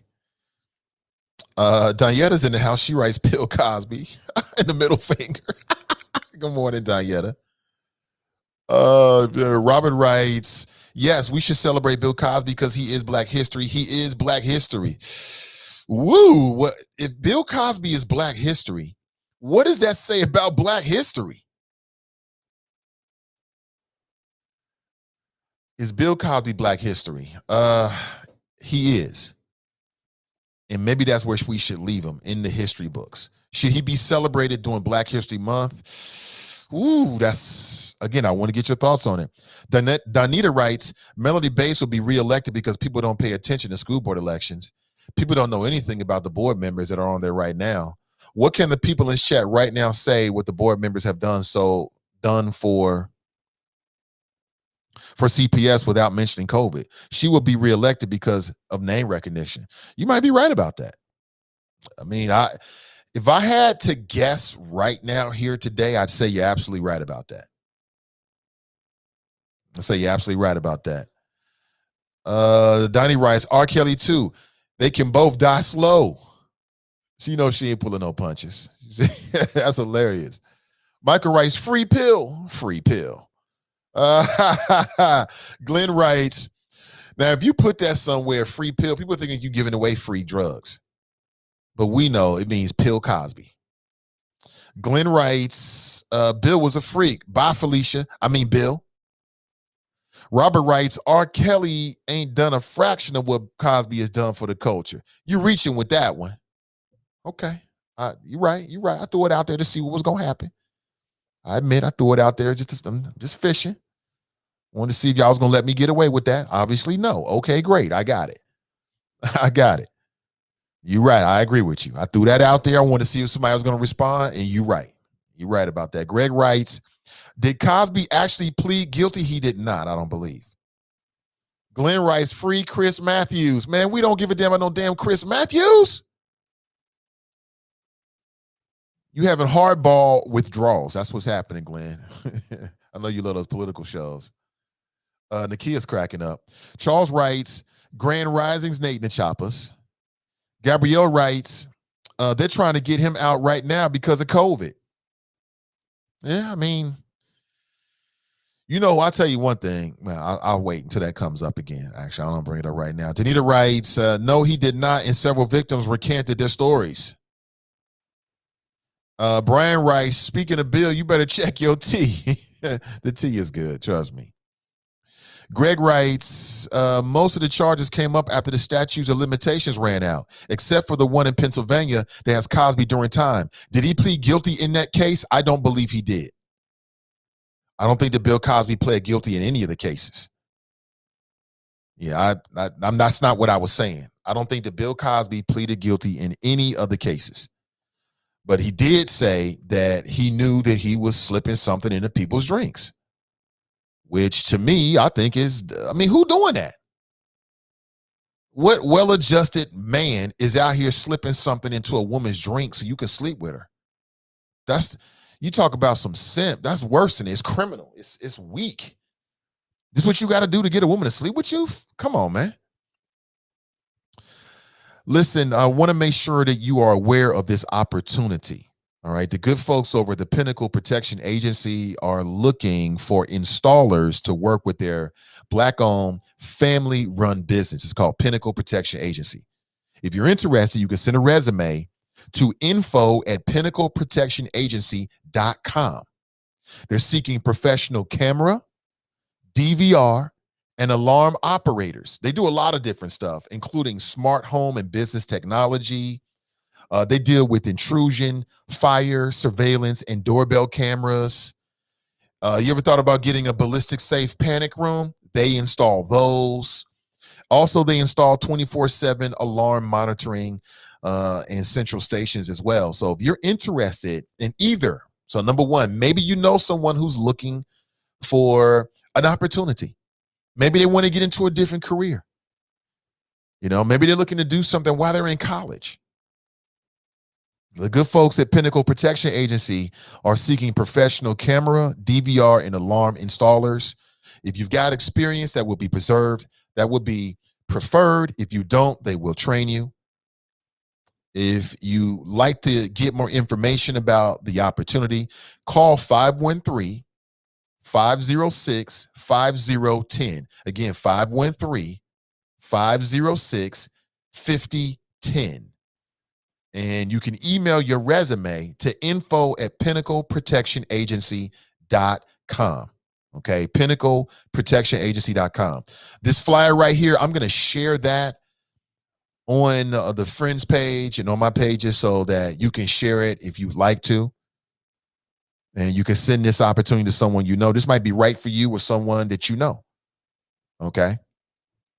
Also, you might be looking for their services. You might be in need of a new surveillance system. If you're looking for a 24/7 alarm monitoring system, if you're looking for a surveillance and doorbell camera, or any kind of smart home and business technology, then give the folks at Pinnacle Protection Agency a call this morning at 513-506-5010. And of course, make sure you let them know you heard about it on the Nathan Ivey Show. And if anybody's interested in more information, you can direct message me and I'll send this to you. This flyer right here, I'll send it directly to you. If that'll just help you remember, and you can share it with whoever you want to share it with. Okay. I can email it to you however you want it. I can email it to you. Okay. One more time for the people in the back of their own brains. 513-506-5010. Or you can email your resume to info@pinnacleprotectionagency.com this morning. Good morning to you. Again, a good way of supporting the Nathan Ivey Show is supporting the people that support the Nathan Ivey Show in terms of our sponsors. So again, I'll put it up there for you. Pinnacle Protection Agency. That's a Black-owned, family-run business, by the way, if those kind of things matter to you. So many conversations about you recycling the black dollar. This is one way to do it. All right? This is one way to do it. Good morning to you. Let me throw the number back on the screen because you might want to give a call this morning, and that's the number you can use right there. 513-873-7134 if you're inclined to do so. Diana writes, we can celebrate the Cosby Show only. F Bill Cosby. Oh, man. Robert writes, Black people have to learn to celebrate the two. We're the only race that won't celebrate our accomplishments just because we have flaws and failures. We don't celebrate flaws and failures. We celebrate accomplishments. I mean, Black people have, let me break this down. Let me look at this a little bit further here so I can understand what you're saying to me, Robert Anthony. I want to understand. He writes, Black people have to learn to celebrate the two. Okay. That's debatable. We're the only race that won't celebrate our accomplishments just because we have flaws and failures. I think we do celebrate our accomplishments, especially on social media these days, man. Black History Month and Black Excellence.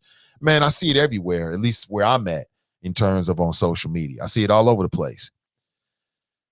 Flaws and failures. I don't want to, I feel some kind of way.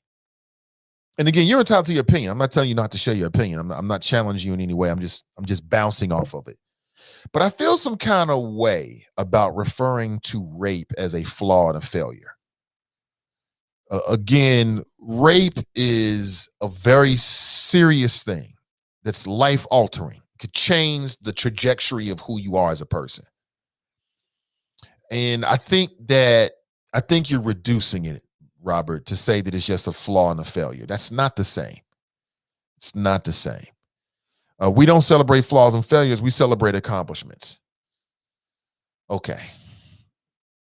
So Bill Cosby, what was his biggest accomplishments to the culture? Okay, the Cosby Show was a show, I'm not sure. People say it changed the way white America looked at Black America. How do we quantify that? Is that true? Did he open doors for other comics? I think probably so. Absolutely. Did he use his celebrity for HBCUs? Oh, most definitely. He most definitely had an impact with the HBCUs. To me, people say, well, he won Emmys, he won these awards. I don't care about any awards. I mean, those are, so what? He won a couple awards, okay? Big deal. But for me, it's like, when I think about Bill Cosby, I think about the work he did with the HBCUs. He also tried to trash the culture. Let's not forget that. You go back to the 2000s, man, early 2000s, Bill Cosby was trashing Black folks every chance he got. He was just went on some kind of tour. And some Black people, the civil rights generation was like, oh yeah, good answer. That's right. He was stealing a pound cake. So you deserved to get shot by the police. You had a pound cake in your hand. Like, huh, Bill? What? I don't know. It's worthy of the conversation, though. Vernon writes, I didn't need the Cosby Show to show me a way out. Donnie writes, does that matter? He's a rapist, period. Graston writes, Jews don't celebrate Bernie Madoff. Shaking my head. Hashtag alt middle. Brian writes to Danietta, agree, but I can't even watch it now. Right. I can't even watch the Cosby Show now. I can't. It's come on a couple times. I've never watched Cosby with the Family, and probably never will. Now, A Different World is different. We've watched A Different World because Cosby's not on there. You know what I'm saying? But it changed it for me. I'll be honest with you. This is not for television. I mean, it changed it for me. I'm like, same thing with R. Kelly. When I saw that Urination Golden Showers tape, I could never look at R. Kelly the same. I never bought any more R. Kelly music. I don't play R. Kelly unless it's part of a conversation. I don't rock with R. Kelly at all. That's just me these days. Robert writes, Black people have to learn to separate the good and the bad. We the only race who can't do that. If you don't like one thing about a person, we throw them away like they're trash. That's why it's so easy to get rid of every Black leader. I mean, there's some elements of truth in what you're saying, and I've said the same thing about Cincinnati. Like, there are people that have fallen out with me over, my flows about Santa Claus and stop listening to the show altogether. That's their right. Some people do that. But this ain't good and bad, though, Robert. This is rapist. This man was drugging women and sexually assaulting them. That is not a small matter. I can't look at a man the same way that would do something like that. I can't look at you the same way. You're not, I don't feel the same way about you now. I look at you differently. You know what I'm saying? You're a rapist. That's not a small thing. That is a very, very, very serious charge. That is, the only thing that would be worse would be, of course, murder.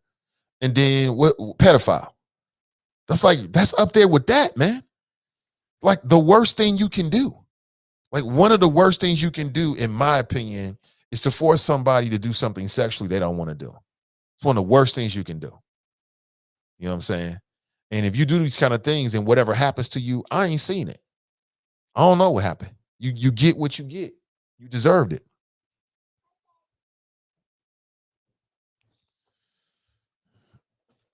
Come here. How are you? Oh, let me see. It's been a minute since you've been in here. Say hello. Hi. I love you.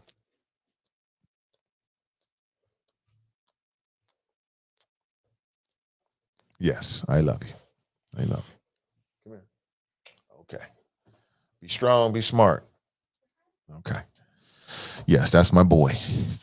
I feel you, man. Like, I don't know if Bill deserves that flow right there, though, Robert. You think this flow is for Bill Cosby? I don't think he deserves that. It's just me, but I don't think he deserves that.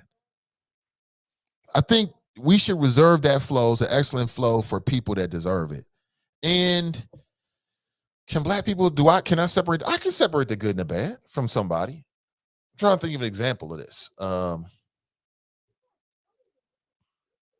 I mean, somebody brought up Whitney Houston. Let's use that for lack of a better example.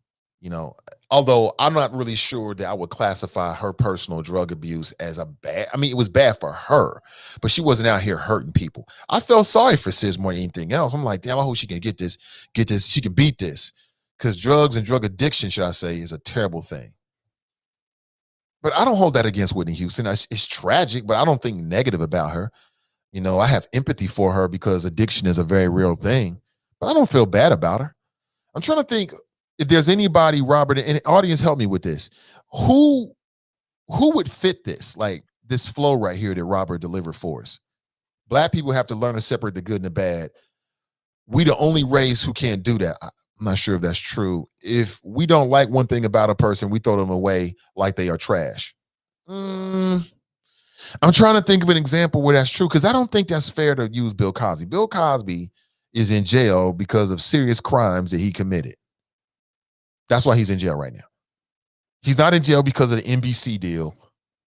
He's not in jail because he's a Black man per se. He's in jail because it caught up with him. It caught up with him. Do I believe every woman? No, hell no. I never believed every one of the women who were one of his accusers. Have some of them recanted? Absolutely they have.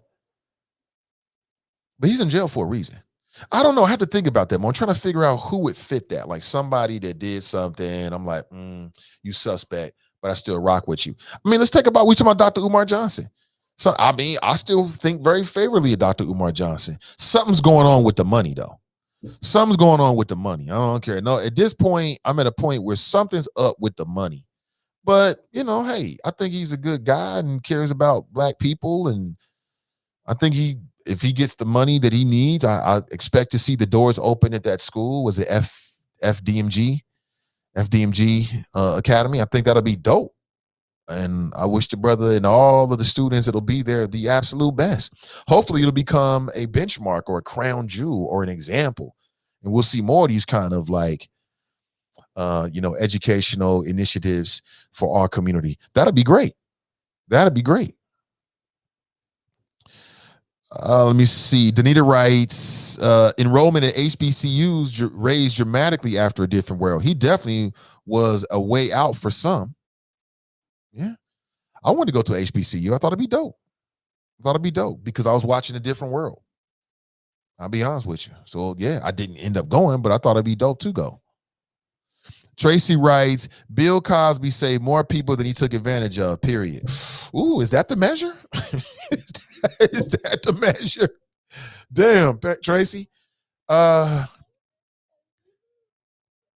not sure that's the way we should measure it.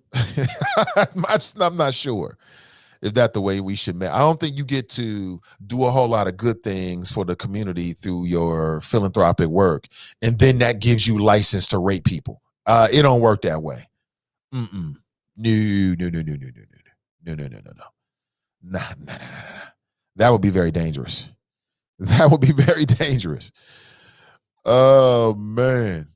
It's interesting flows, though. Glenn writes, y'all can say what you want. Bill Cosby was foul AF. That's what's crazy. He didn't have to drug these women. It's freaking Bill Cosby. Cosby got more access to the ussy than any man listened to this show, and he decided to drug women. GTFOH, and that's the point I'm making. He didn't have to. He did that because he got some kind of sick arousal or sick satisfaction out of it. That's real sick. That's a sick thing. It's very sick. Like, what kind of man wants to be intimate with a woman and she's completely out? She don't even know what's going on. What are you getting out of that? Like, what am I supposed to get out of that? I can't imagine it. Zero. She's not even participating. Right? I mean, isn't half the fun or part of the fun or the majority of the fun the reciprocation? Or am I just from a time long ago? I guess so. I don't get it, but I'm with you, Glenn. That don't make any sense. That's people missing here. That's a sick individual that would want to do something like that to somebody. Bill Cosby is a sick man, period. That's sick. I mean, what's this dude name that he committed suicide allegedly in jail? He was tied to the Clintons and everybody. And apparently he was like some big time like sex trafficker. You know what I'm talking about? Okay, thank you so much, Mary. Appreciate it.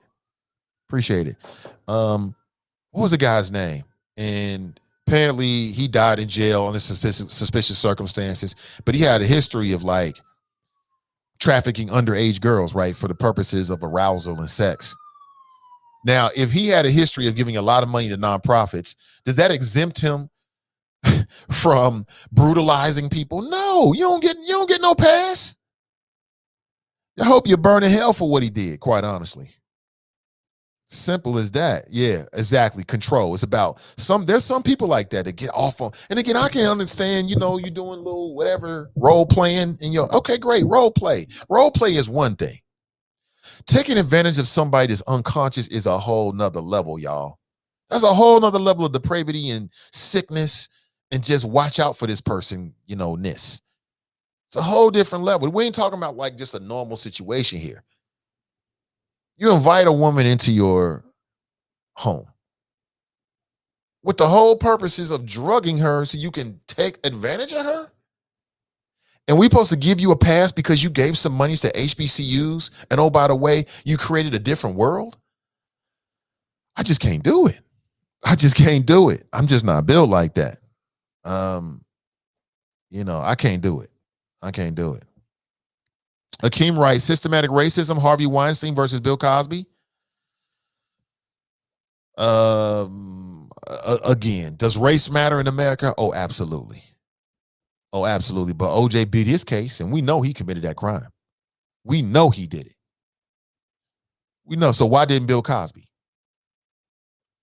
Why didn't Bill? He got the money. I mean, Bill Cosby ain't like just some ordinary black dude broke who's going before the court. He was a big time intergalactic superstar with hundreds of millions of dollars in the bank. Robert writes, you can tell your kids the truth as long as you tell them the whole truth.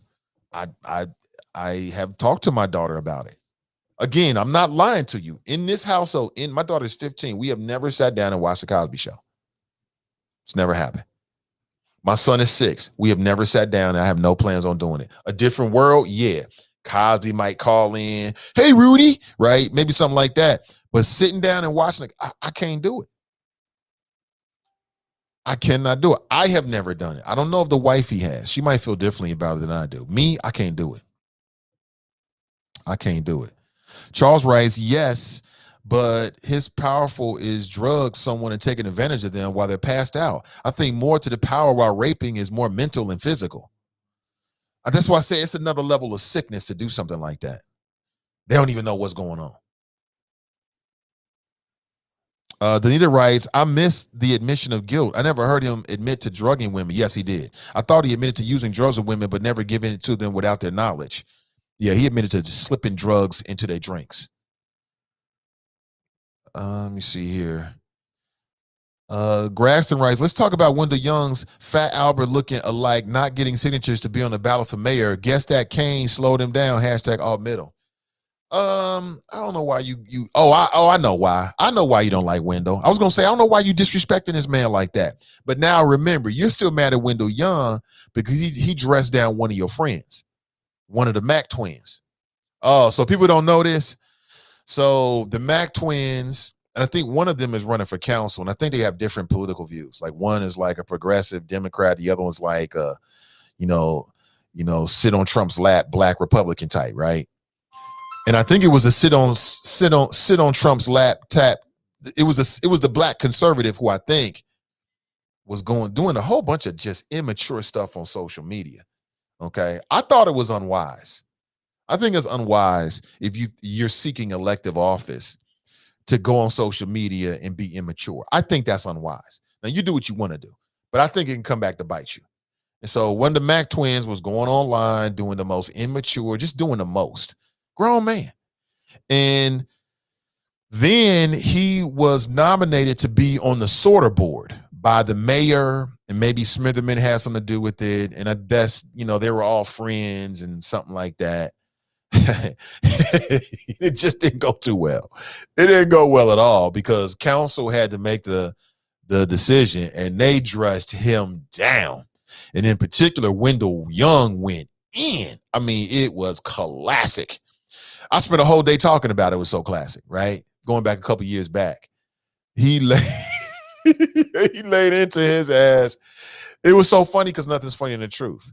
And essentially what they said, but these council members of Wendell Young said, is that this brother was immature. He displayed too much immaturity to be in a leadership position. And I agree. He had displayed too much immaturity to be in a leadership position. And that's one of Grasson's friends, y'all. So now, many years later, you're still talking ish about this brother.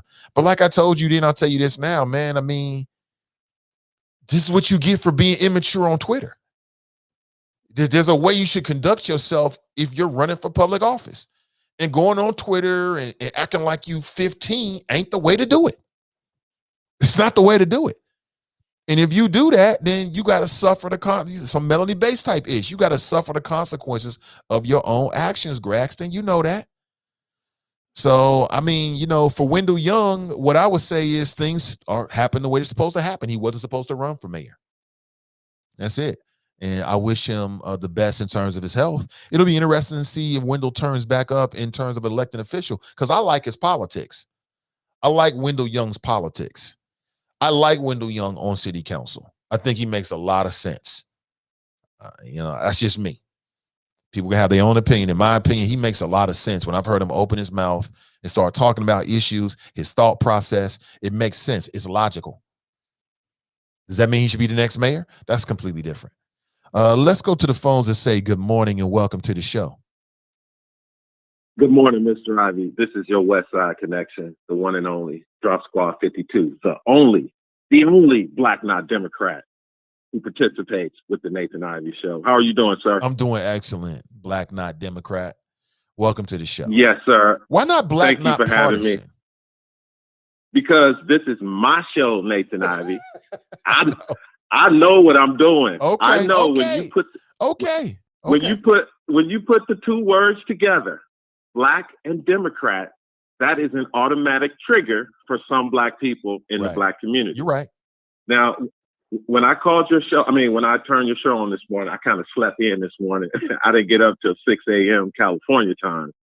And I turned it on. I went to YouTube first. So I saw a picture of you and your son before I hit the play button. And the first thing I said, Mr. Ivy, was, "Good morning, everybody." Your son is unbelievable. But Mr. Ivy, when I turned it on, I heard you talking about this thing. Can we forgive people? Wait, is it worse? It's better now, but it sounded muffled there maybe a few seconds back. Okay. All right. I got to stand there, have my cord. But you were talking about how should you forgive someone for character flaws, or are you talking about forgiving people for committing crimes? Because I tried to go back into the chat to try to put it in a proper context. And then I've been listening all the way up to this point. And I'm assuming you're talking about athletes, entertainers, and politicians, not just regular people that we know in our day-to-day life. Am I correct? Okay, so what's your question again? Who are we speaking of? My question is, what is the context of this statement when you say you can't forgive Bill Cosby for certain things because of what he did? Because that's where I was confused when I turned the show on and you were talking about. Okay. Can we so forgive people? I'm sorry, brother, but just to answer your question real quick. So the question for at least one of the multiple questions, but the first hour question was, should Black people celebrate Bill Cosby during Black History Month? That was the question. Oh, okay. All right. Okay. All right. Because as I was reading in the chat, I saw someone said that Kobe Bryant was charged with rape, and the case was adjudicated. He ended up paying out a settlement. Yeah, I never got over that. I mean, I could go down the line of the rappers, entertainers, athletes who have all been caught up in some type of criminal activity related to women.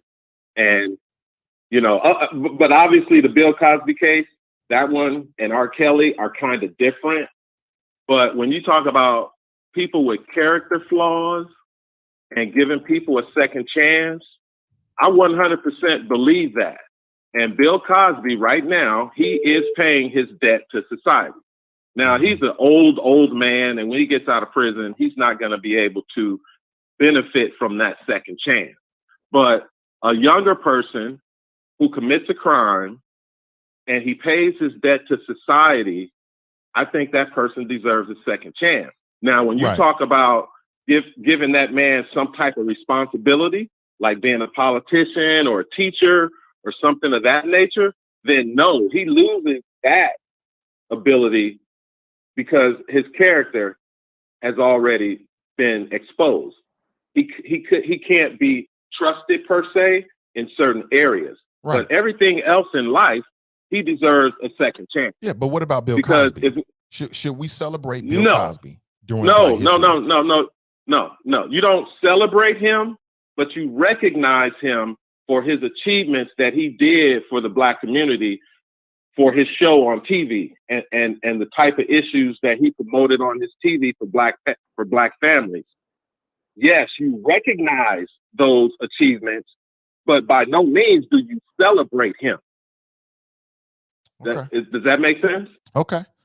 Well, how do you recognize without celebrating?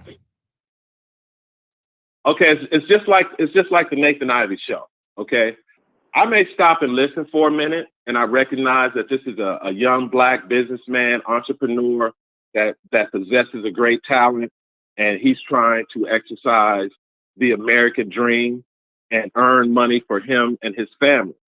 I can recognize that. But as far as running around making videos for you, wearing Naked Ivy t-shirts and holding rallies, and nah, I ain't celebrating you like that, bro. Because I don't like your glasses. You see, that's what I mean by recognizing someone's achievements, but not celebrating them. I'm not sure if that's consistent, but okay. I think I get what you're trying to say. Yeah, I get it. I don't know what it is with me and you, Mr. Ivy. We always, when we get to the crossroads, we have a problem. We're proceeding together. But it's all good, Mr. Ivy. And you keep doing your thing, sir. The show is outstanding.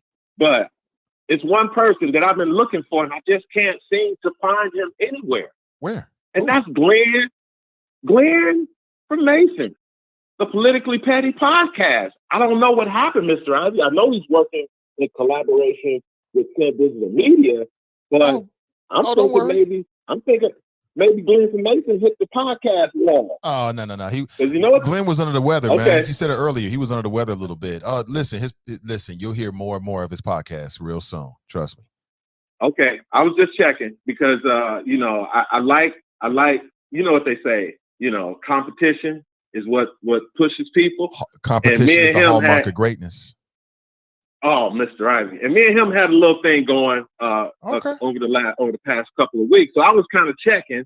And I'm like, I hope ain't nothing wrong with Glenn because there's another. Glenn's good. Keep watching. Right. There's another Cincinnati radio personality called the COVID. And he was off the air for a week or two, for a couple of weeks. And everybody was speculating what's wrong with him. Is he a truck driver? All kind of stuff. But he came back and he had the COVID, had the coronavirus. So whatever you're suffering from, Glenn from Mason, aka the Politically Petty podcast host, I hope you get well because we still got business to take care of.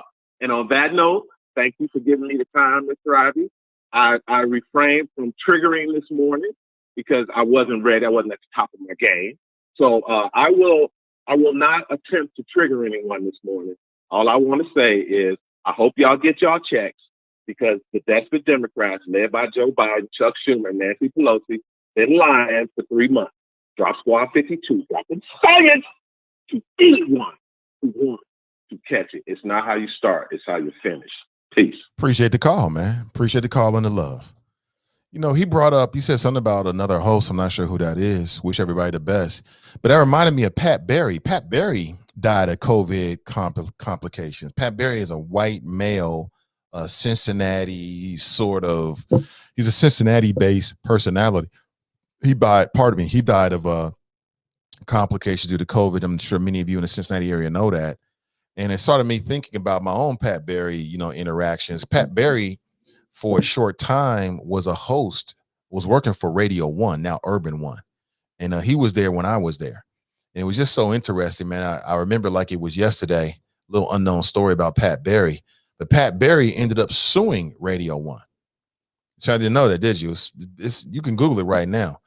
And I don't know the details as to why. I think it was over compensation, things like that. It was so interesting, back then working for a black talk radio station that's a part of a cluster. And what is a cluster? Well, what'll happen is you'll have one media company that might own 3 radio stations in one city, as is the case in Cincinnati.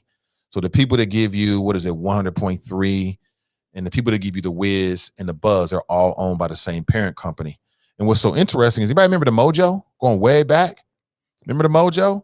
People love the Mojo. And the leadership at that time, the local leadership at that time in Cincinnati decided that they didn't want to do the Mojo anymore.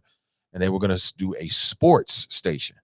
And so literally they built out a whole new studio on some levels to support this sports station. I remember being in that radio cluster and, the conversation behind the scenes was like, damn, look at all this investment that they're putting into, this new thing. And you've already got these personalities and you've got these media outlets here.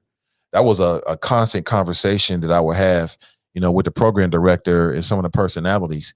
And I don't know if they would ever admit this now because they're in a different situation. But I remember that. And Pat Berry Man, they was paying Pat Barry like $120,000 a year to do like sports, here in the city of Cincinnati. I forget. Let me bring the article up here. So I just found a few days ago and told myself that I wanted to talk about this with you. So let me pull it up. Yeah, people don't know that, huh?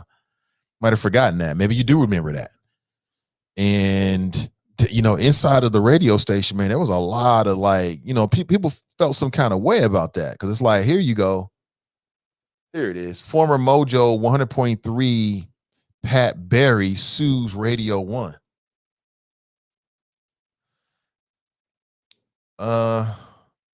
Somebody sent me a message. Oh, okay, cool. Rap Monkey Snake, huh? Okay. Wish him the best. So yeah, Pat Barry sued. Let me pull this up so you don't think I'm talking to myself. I don't want that to happen. Hold on one second here. No drop is no longer on the line. I'll take that off in a second. I don't know. Somebody brought it up. It's just in my mind to bring it up here. So I want to share this with you. So first, let's take this off with drop, because he is no longer on the line. There it is. And we'll put the number back up. All good. And here it is. Yeah, I do not lie. Keep it real with you. Here it is. Former Mojo's 100.3 Pat Barry sues Radio 1. This goes back to 2013. So we're going back like what? 11 years? No, I'm sorry. What am I? 11 years? Can't even count. We're going back what? 8 years? Yeah. Barry says he was fired from WMOJ to Mojo last October after being accused of corporate espionage after forwarding a station email to longtime friend Randy Michaels. Apparently, he sued Radio 1 and Blue Chip Broadcasting in the Hamilton County Common Pleas Court, saying he was refused severance, vacation, or other accrued benefits using a false reason of corporate espionage. So they accused him of corporate espionage because Pat Barry forwarded an email to someone outside of the corporate structure, which I'm not sure what you would call that. Maybe they're right. Maybe that is what they call it. Doug Spack, that's a name I haven't heard in a long time, was GM in 2011. Barry signed a 2-year contract with a 1-year extension calling for $120,000 a year, including a base salary of $65,000 a year in benefits. They ain't never paid me nothing close to that. And I delivered way more than a Pat Barry ever did. Way more. 120. And I remember the conversation behind closed doors was, see, there's some of that dumped it right here. They bring the white dude in, he get $120,000. They building a whole new stations and all this kind of stuff. Ultimately, for a sports company, for a sports station that wasn't going to work back in 2000, what was it, 13, new sports channel with no national personalities was never going to work. We all knew it. Behind the scenes, we all knew it. We all knew it. Hold on one second.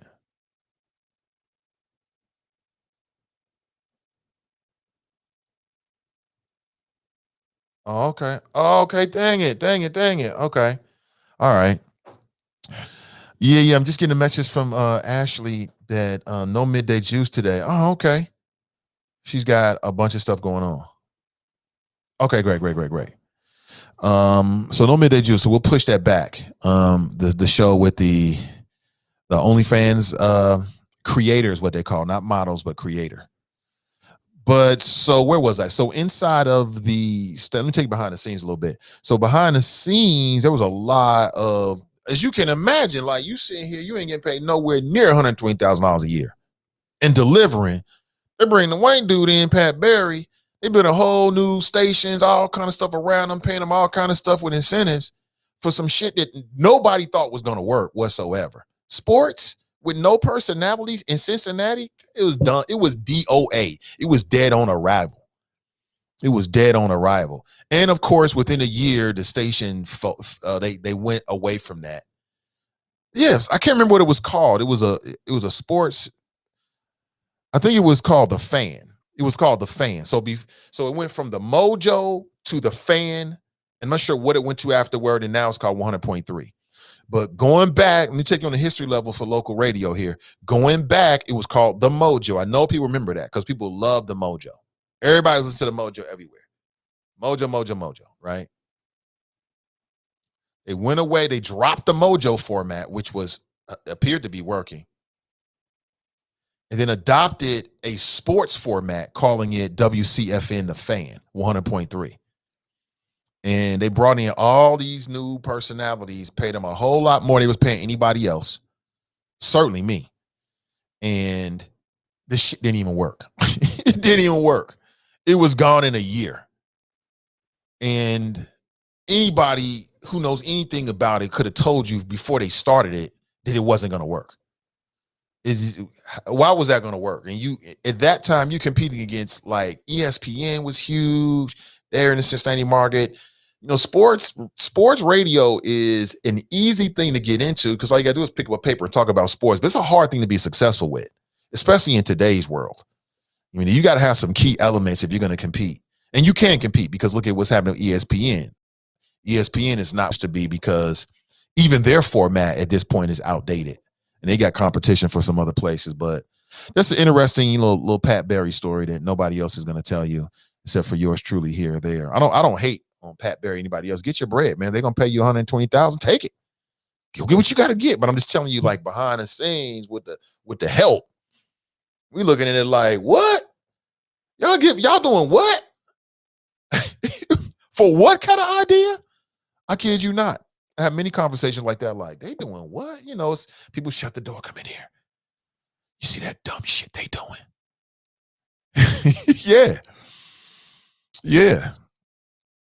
And I'm not trying to speak ill of the dead because I didn't know him. I'm just telling you my stories, but I know somebody that was the producer for Pat Barry, and let's just say they didn't have a good relationship. Let's put it that way. I didn't hear a whole lot of flattering things. I never had any real interactions with Mr. Barry. I wish him and his family the condolences and wish him the best. I mean, you get your money how you get your money. They're going to pay you to come in for 6 months, 120,000 a year or 65. Then take it. Go ahead and take it. Spend it.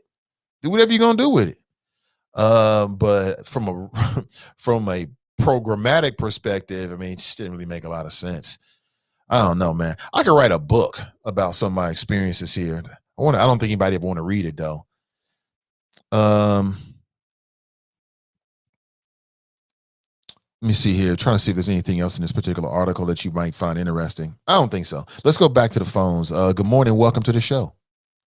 You know the name of that book, Nate, should be All the Tea. All the Tea? All the Tea. I would read it, man. Well, you know, I like radio. But, yeah, All the Tea. What's going on, brother? How you doing, man? I'm doing well. Good morning and welcome. Hey, let me say this. It's kind of fitting that you brought up Pat Barry, and then it kind of goes along with somewhat with your topic of the day, you know, people that should be celebrated. And right now, locally, people are celebrating Pat Barry. Nate, I used to interact with Pat Barry up and down the Dow.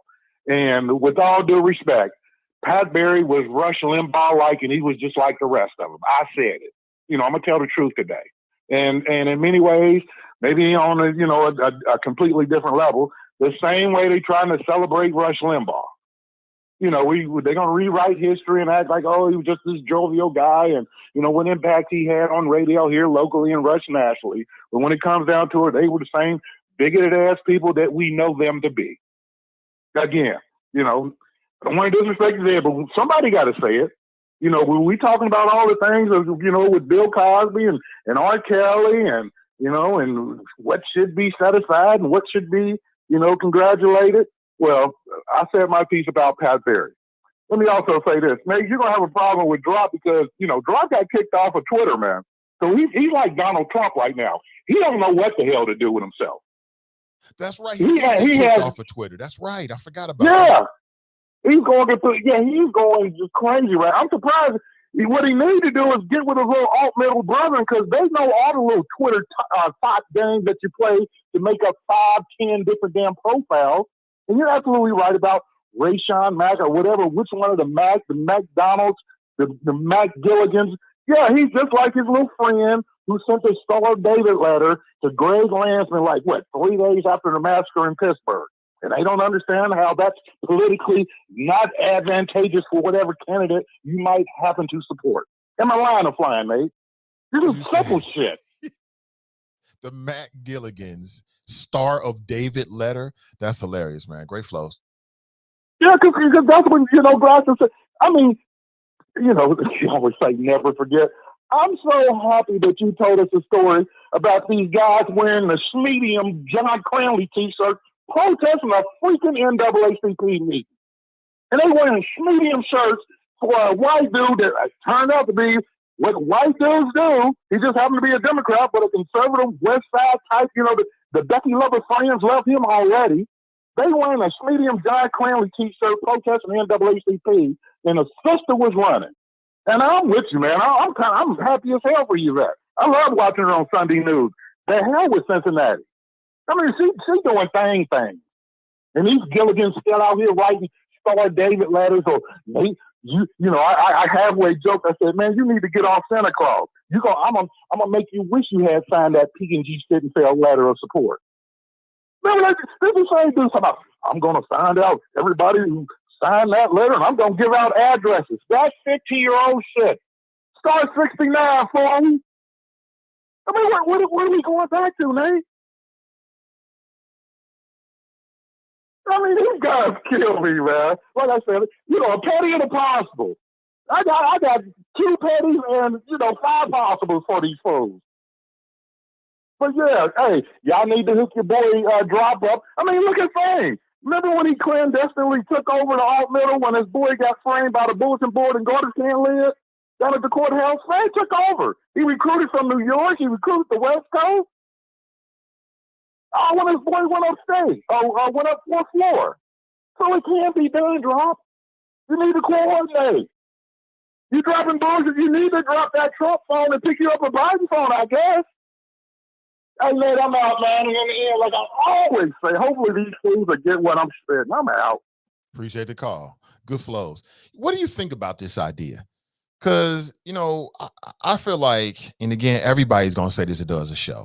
But I really believe this, like, just because of our longevity and, the show is getting more visibility because of you and sharing the show and telling people about the show. But I want to do something to do 2 things. One, I want to inspire people to call in and share their flows. I mean, I want to hear your flows. And then 2, I want more people to know about, our show and our unique style. And so I'm thinking about, I would do this daily. And that is just taking all of the calls we get and just putting that as its own sort of like promo every single day to just do 2 things. Number 1, promote the show. And secondly, to promote the people that call into the show. You think people will be interested in that? Because, I mean, I don't know. I don't know. You tell me. I'll follow your direction on that. I may try it out and see what happens. 513-873-7134. All right, folks, I want to tell you again about some opportunities that you have. So we're doing something called Mystery History right now with the good folks over at imgbat.com. It's called Mystery History. It's very simple to play. You can play right now. And the way you play is you go to my Facebook page, The Nathan Ivey Show. You'll find the post. This image right here is posted, but there's an audio file that's attached to the image. And the audio file, I want you to listen to it and then just tell me who the person is. Who is the famous person, the famous Black person in history? Who said it? That's it. I want you to like it. I want you to share it. And then after Friday's show, we're going to randomly choose, 100% randomly, going to choose the winner. That winner is going to win a $50 gift certificate from imgbat.com. Let me go to their website right now because I know most of you probably have not. So let me just take some time during the show right now, and I want to go straight to their website, and I want you to show you what they have to offer because you might be interested. You might be interested. All right. Let me go here, right now. And I want to put this on the screen. Let me take that off. There it is. This is imgbat.com. This is, as you can tell, an online jewelry store. This is locally Black owned. And let's just shop right here and see. They've got chains and rings, earrings, bracelets, pendants. Let me see. Let me click on chains. So let me click on chains and pendants. So these are some of the things that they have to offer right here. This is imgbat.com. And you can look at the prices for yourself, look at the dopeness. not everybody is into pendants and things like that, but if you are and you're looking for something that is one of a kind, here's something else. They also do custom pieces. They do custom pieces as well. So maybe you got something and you're looking for another level of customization. Okay, then you can hit up my friends over at imgbat.com and let them know. So the way the game works is you'll listen to the mystery history clue, go on Facebook to the Nathan Ivey Show page on Facebook, okay? Just put the name of the person and then like it and share it. You must do all three, and I will be checking. I check, here's what I do. I check the correct answers and then I check and see if those people liked and shared. And if they did all three things, then it qualifies you to be a part of the opportunity to win $50 gift certificate. And as you can see, I mean, that $50 gift certificate can go a long way. You can get an entire piece, or maybe you want another level of customization. Of course, that'd be an additional charge. Or maybe you're looking for some matching pieces. You can rock it like that. Okay, let me check out the earrings real quick. I want to make sure you know about this. I think this is pretty dope. Of course, I don't wear earrings anymore. You know, I had the one ear pierce thing, the left ear pierce. It's still pierced, but I don't really put a ring in it too much these days. I think the hole is still open though, quite honestly. But for those who do, and I put it that way purposely because we live in a very fluid society, get your ring, get your earrings on. Do you? And a couple of braces there as well. And they're actually expanding their offerings as well. So I want to click on the chains. There it is. So again, that's imgbat.com. You can check it out for yourself. There's a link in today's description. And since I've talked about it so much, why don't we go ahead and play one more time, shall we?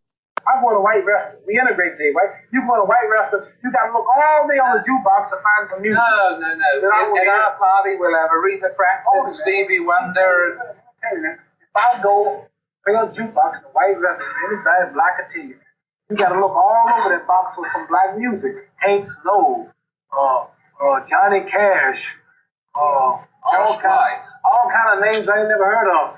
You know, when that train comes around that mountain, when that train. I'm not sure if that's a real song or not. When that train comes around that mountain, I'm not sure. I don't know. You have to tell me. 513-873-7134 if you'd like to share your thoughts this morning. All right. I want to talk about something else. This may not. Listen, we can talk about Melanie Bates if you want to. I'm open for that. If you want to chime in on a conversation about, Bill Cosby and who should be celebrated during Black History Month, I'm here for that. But here's something else that's come up recently. Meek Mill. The rapper Meek Mill has been catching heat online.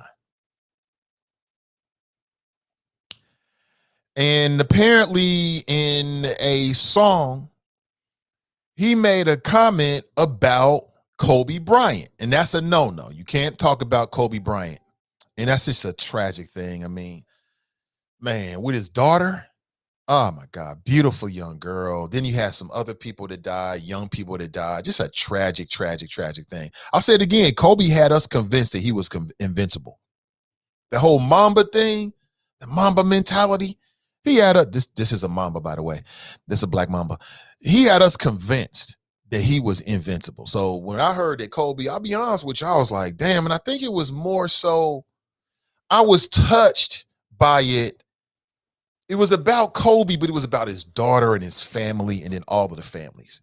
You know what I'm saying? When you have children, it makes you more empathetic to the things that happen to children and families. Like when you have a family, when you see other families hurting, at least me anyway, when I see other families hurting, I feel that because it makes me think about my own situation. So I'll be honest with you. I got in my feelings about Kobe and the whole situation. I keep saying Kobe because he was the biggest name, but really in terms of my personal feelings, it was because of his daughter. And then you see those images of the other young folks whose names I can't remember, but nonetheless, I still feel very empathetic and have a lot of feeling about that. Because I'm thinking, damn, what if that was me? What if that was somebody in my family? You know what I'm saying? At the same time, I firmly believe that Kobe did something wrong in Denver. You know me. I've argued with my audience over the years about this. I'm going to stand by it. Because it's me. If somebody accused me of doing something like that, we go into court to the last day with every last dollar so I can prove my innocence. I ain't copping no plea and I ain't paying nobody off. If I didn't do anything, you ain't getting no payoff. I don't care what it looks like. It's just some things are worth more than money. That's just me. So that's what I'm basing on when I say that Kobe did something wrong in Denver, and I'm standing by that. But, Kobe has a family. That's his beautiful wife right there. I think she's left with, 3 children, at least 2 children. So Meek Mill put out a song in which, here's the lyric. This bitch I'm effing always telling me that she loved me, but she ain't even show me. Yeah. And if I ever lack, I'm going out with my chopper. It'll be another Kobe.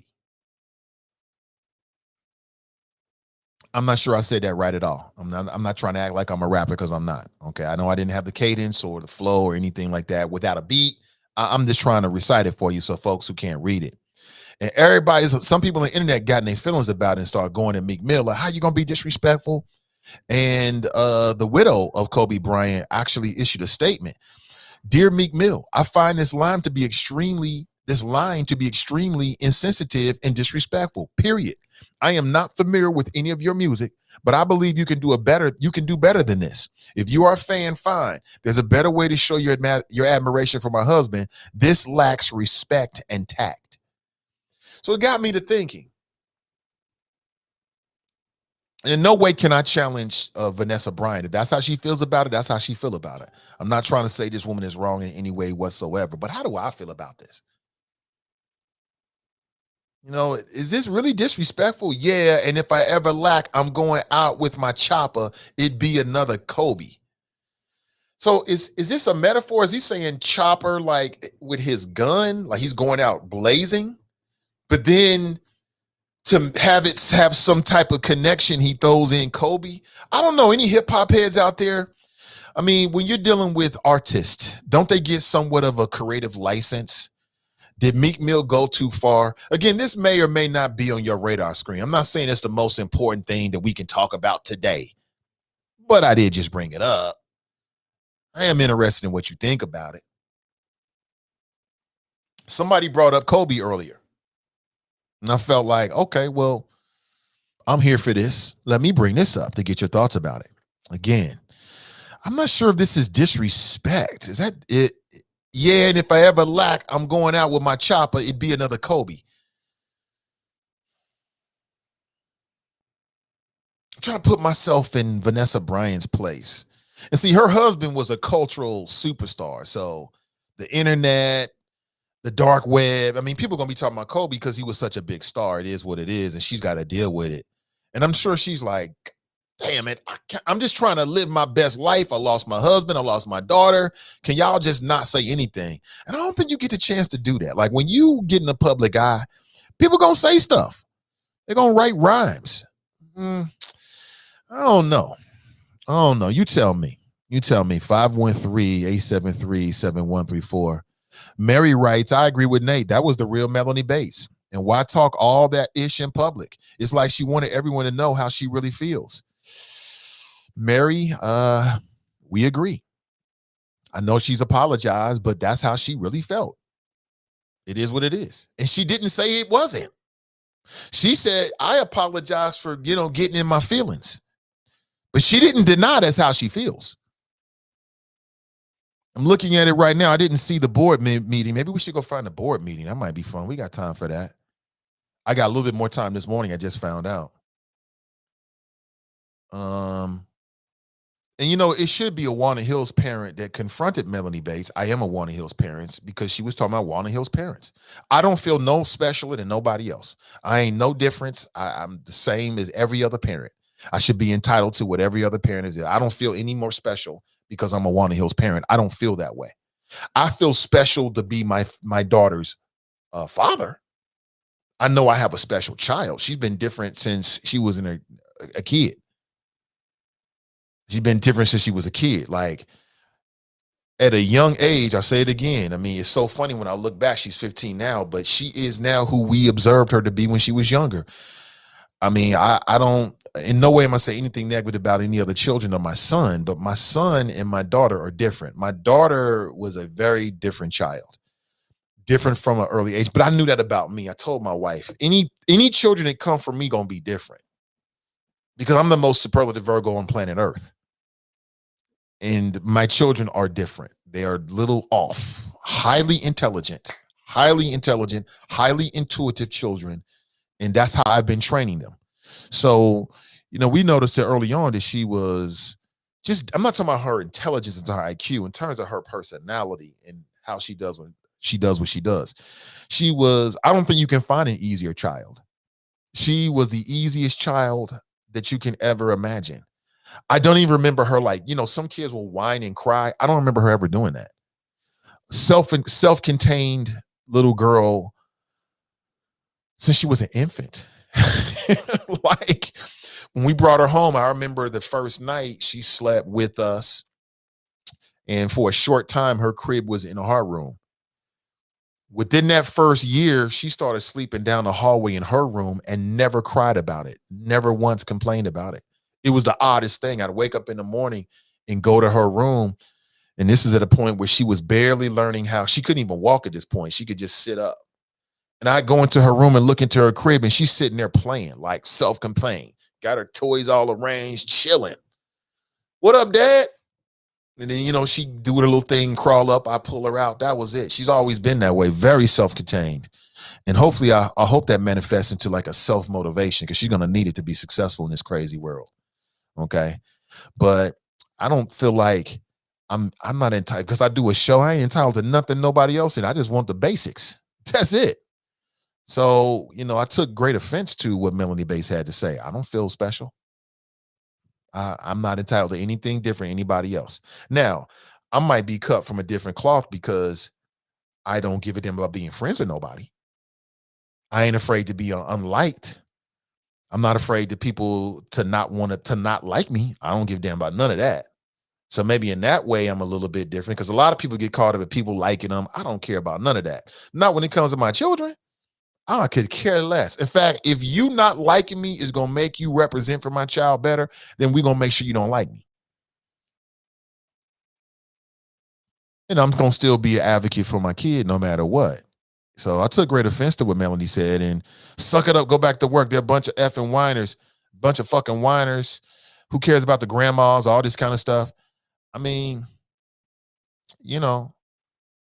that's the real her. That's the real her, and she didn't deny it. Tracy writes, Nathan, did the video audio make it online? I don't know. I was told, so let me back it up. Yes, it did. I was told that it was put on Facebook and then it was quickly taken down. Okay. But I don't know if within the last 36 hours, if the media has picked up on it. I haven't seen it. It could be up on a bunch of websites. I'm not aware of it. I don't know. Wouldn't be surprised. Let me see. Janine writes, yes, I saw this story on the talk the other day. Jenny writes, Melanie showed us who she is and she needs to resign. Hashtag Batesgate. Oh, boy. Batesgate. Oh, boy. They got a name for it and everything. Charles writes, Melanie Bates is still upset with black people about how her husband went to glory. She doesn't respect the teachers, students, or parents of CPS. Yeah. I mean, I can't say that I think that she does. When people show you who they are, you got to believe them. Tiff writes, yep. At my school as well. If you say something against the grain, you are the bad parent. Yep. See, that's how they do you, Tiff.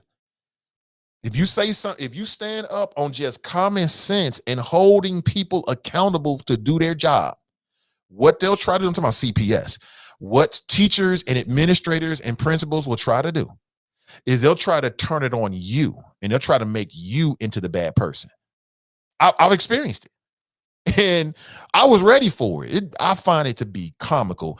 It ain't stopping me one bit. I don't care what you say or what you do, because I already know I can't be shaken from common sense and logic and what I know to be right. I don't care who say what or do what. It makes no difference to me. But you're right. That's exactly what they do. What they do, they'll try to turn it on you. And they do that a lot at Warner Hills, because I think they've got some, I believe what I've been told. They probably got some folks at Warner Hills who got some connections and or got some money or both. And they feel like you should do what they say. I don't doubt that. You might have those people in any school, but you probably do have that. But they use that as a shield to shield them from the parents that have righteous issues. And they try to lump you into this so they can discard you. Like, they just whining. We got these kind of parents here. And then, I'm sure the school board, the superintendent, or whoever be like, yeah, I dealt with it too, And that's how they just kind of disregard a lot of the issues. It is. It's a damn shame. It's a damn shame. Let me see. Let's see. Mary writes, the school board never spoke to the public or teachers about agreeing to vaccinate the teachers until after the deal was done. Teachers had zero input. I know that's true, Mary. They didn't. They should have. See, if you do it that way, then when you make your decision, nobody can say anything. You know what I'm saying? Like if the school board, let's say late December, early January, before they were about to make this decision and come up with a date for the kids to go back, you do a parent survey. If the parent survey comes back overwhelmingly, the people that responded, it won't be everybody. But if the majority of the people that respond say, hey, yeah, go back on February 1st, parents can't say nothing. And if they do, you've already made the attempt to bring in their opinion into, your process. But if you don't do that, you open the door for a lot of criticisms and a lot of critiques and a lot of finger pointing. And that's what the board did, unfortunately. It's just a better way to communicate with people to make sure that you get their buy-in. I mean, this is basic.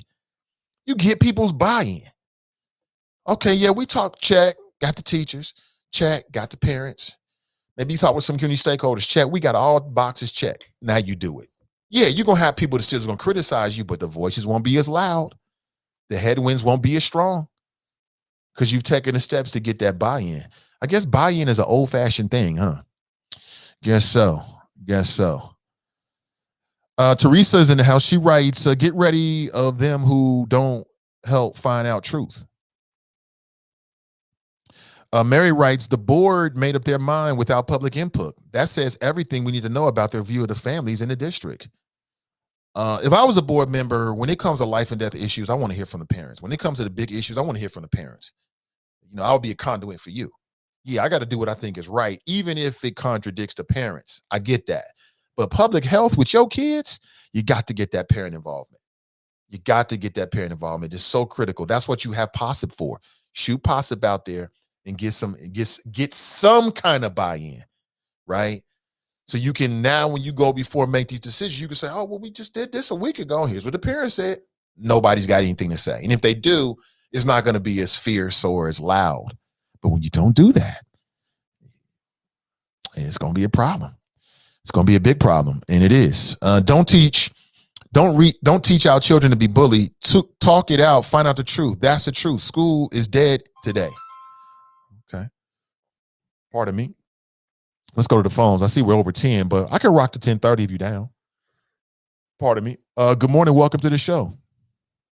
Good morning, Nathan. Kev on the cell. How are you, sir? I'm doing great, Kev on the cell. Welcome. Thanks, sir. Thank you.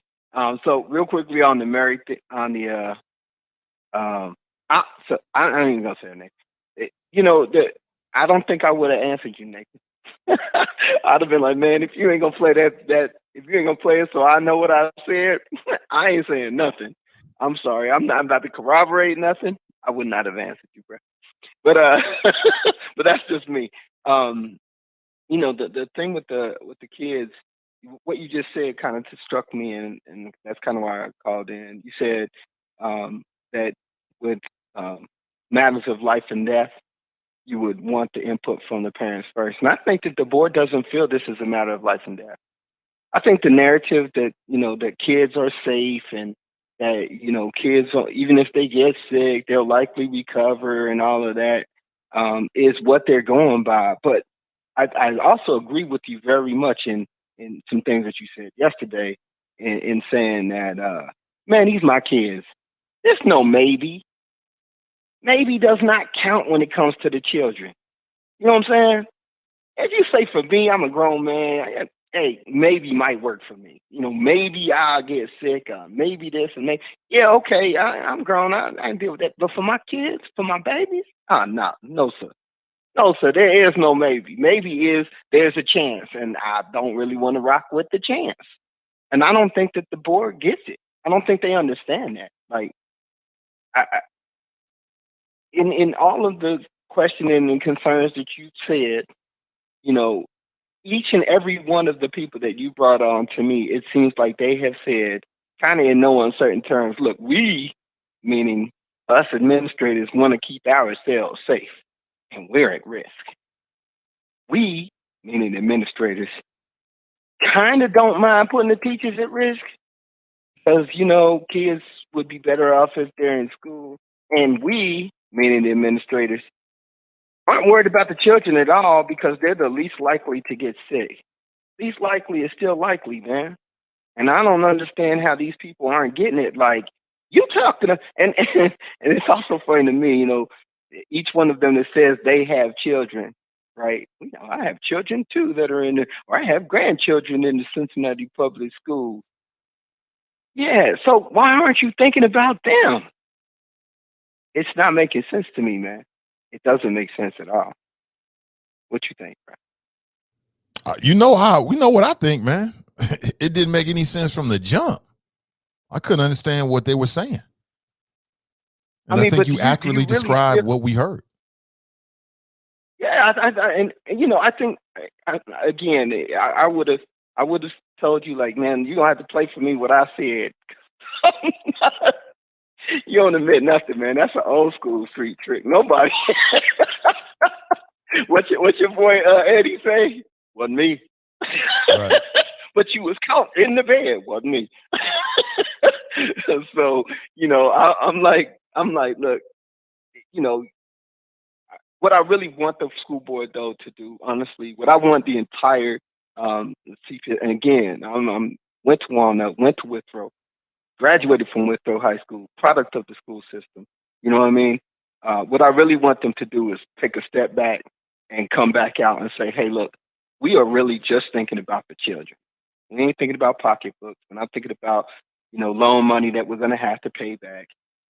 Because honestly, really, when it comes down to it, we, as much as we hired you to go down there and to make good fiscal, responsible decisions, in the end, what we really asked for is for you to look out for our kids.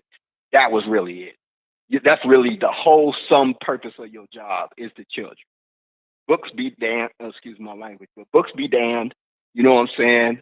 And meaning financial records be damned. You know what I mean? When we talking about lives, we should be talking about lives, and that's really all should matter. Anything else is, for once, they would be right in saying all lives matter. You know what I'm saying? This would be the one instance where you could say that and nobody be mad at you, like, because that's really the truth. Every child is the most important thing, man. But in the end, it is what it is.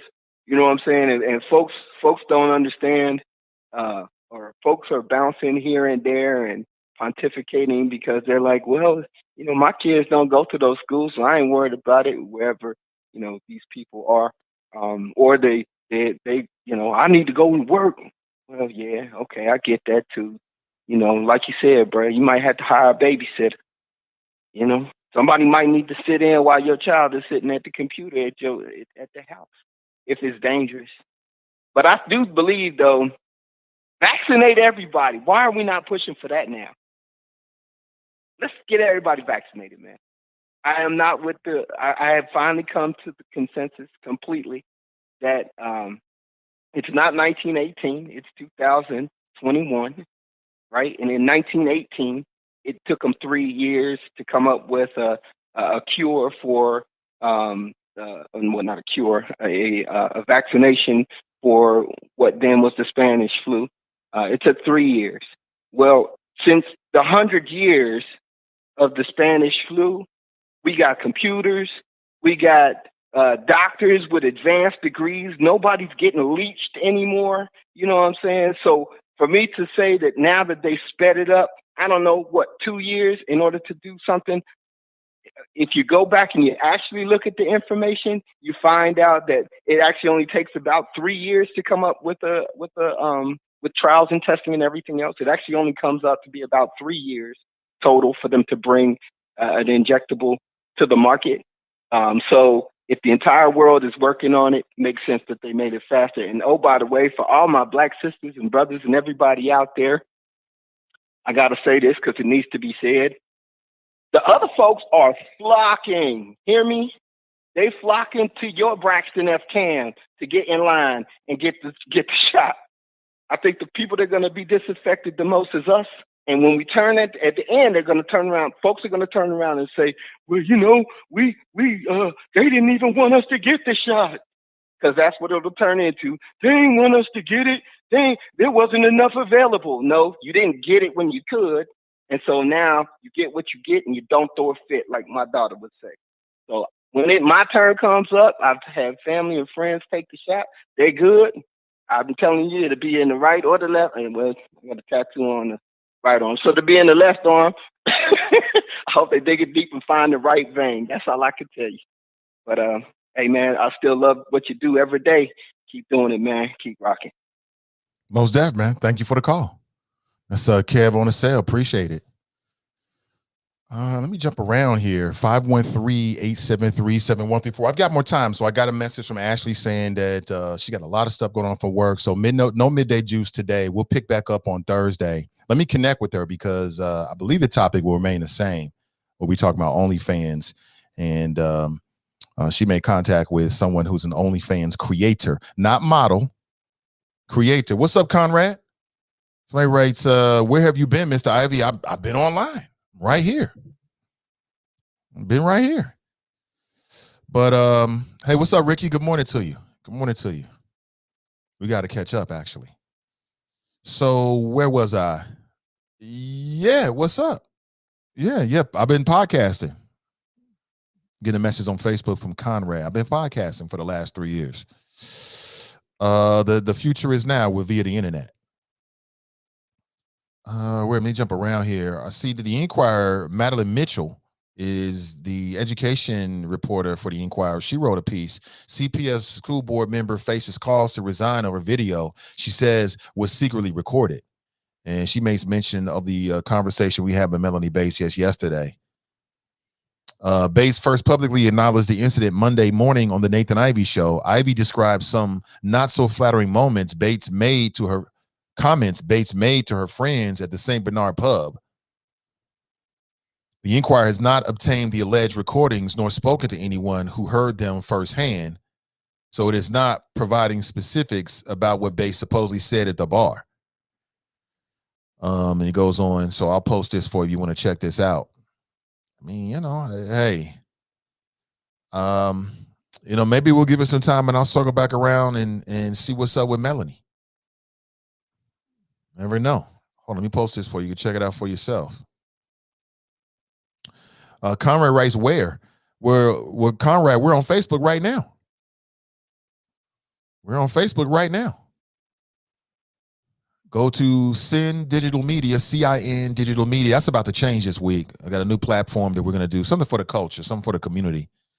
Same shows, different branding, different level of production.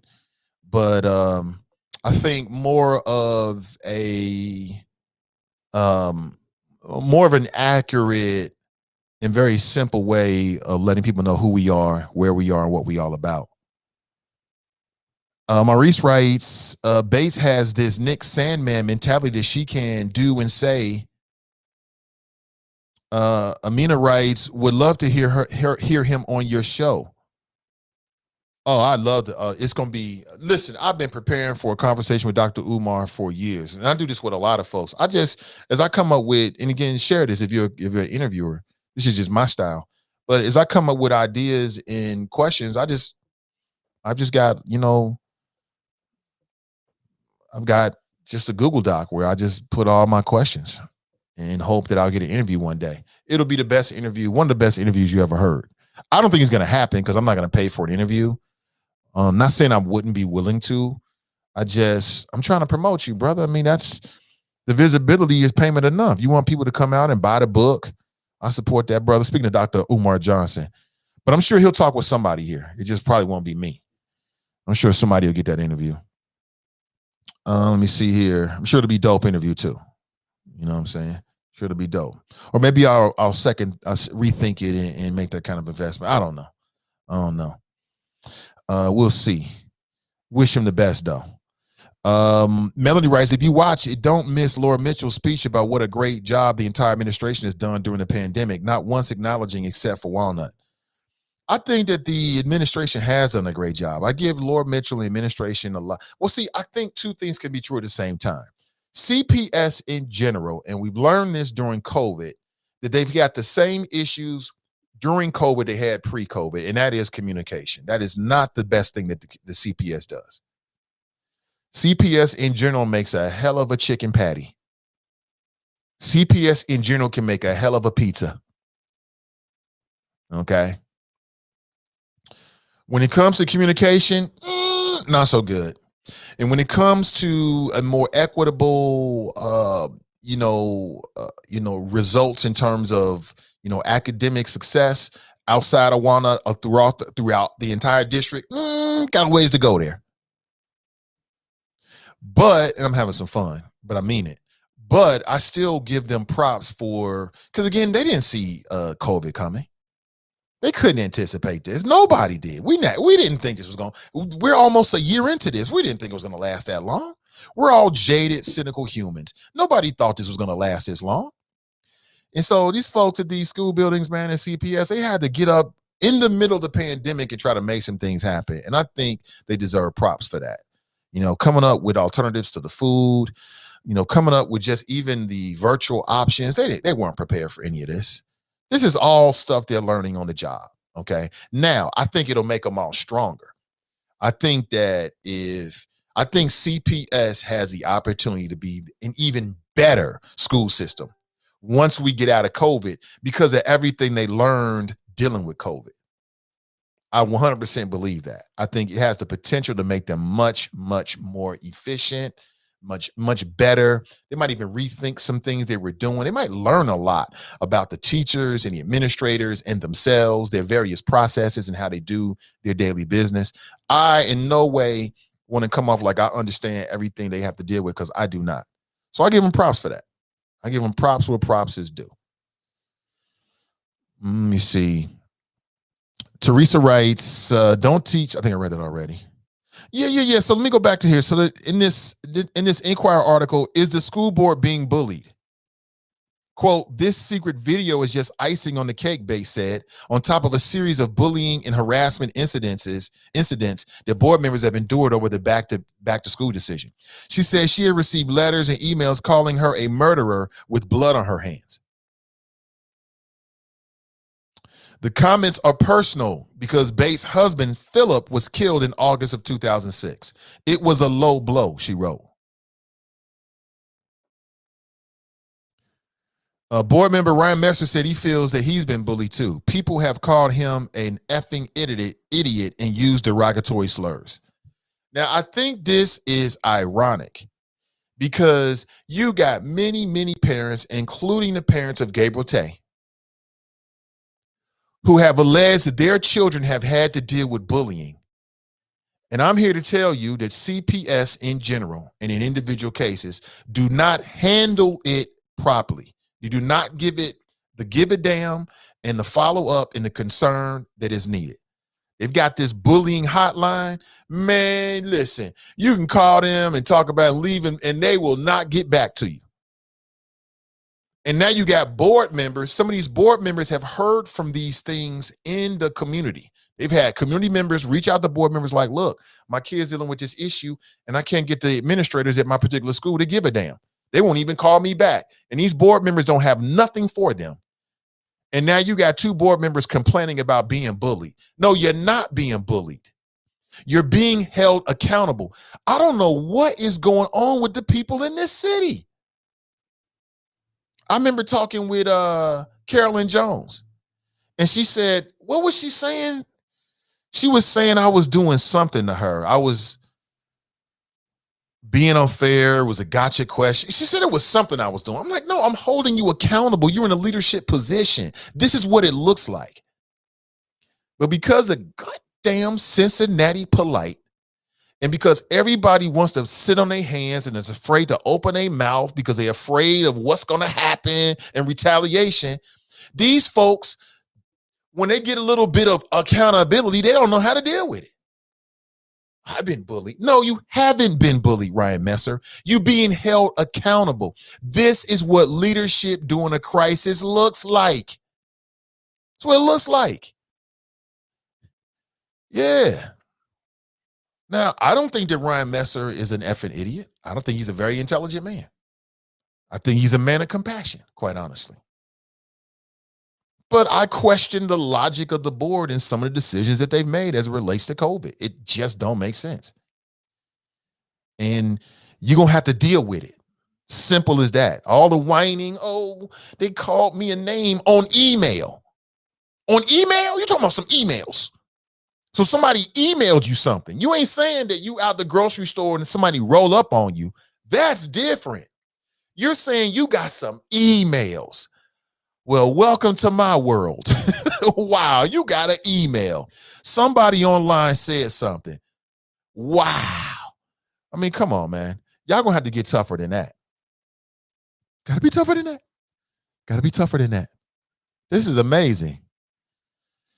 I feel for Melanie Bates. I did not know that about her husband being killed. I mean, I'm empathetic. I am. Quote, he saw someone put a screenshot of him adjusting his face mask at a board meeting as their profile picture. People shared his personal information and put photos of his home online. I think that's out of bounds. I'm never going to do that. I'm not going to be posting somebody's personal address. It's not that serious. I'm not doing that. But welcome to leadership during the social media age. If you don't like this, then don't be on the school board. Then quit. Unless somebody that's better built for this time and this age, the social media age, to take your place on the school board. Because I don't have no tears for you. It comes with the territory. You're going to have to toughen up. You're going to have to get tough. Simple as that. You know, I tell people that come into the media space, get ready for this. Because not everybody is going to like what you have to say. You are going to be challenged. You are going to get trolls. People are going to say all kind of stuff about you. What you going to do? You going to dissolve into a puddle? Or you going to stop doing it because somebody disagrees with you or somebody wants to hold you accountable or you say something that's factually in error and then they want to call up and hold you accountable? That comes with the territory. Anytime you put yourself out there, you're going to get it. You're going to get it. It is what it is. Everybody gets it. I don't care who you are. I don't care what you've done for the community. It don't matter. You're going to get criticized. You're going to get trolled. You're going to get challenged. That comes with the territory. And if you don't like it, stay out the kitchen. It's not for you. Same thing with the school board members. Like, I wouldn't do that. I'm not going to do all of that. I got a bit more respect for myself and therefore the people that I interview. I'm not going to do all of that. But I mean, you know, welcome to the social media age. Ryan, here's a quote. My husband was like, okay, this is really weird for me. Are people going to come hurt our children? Messer said. I can understand that.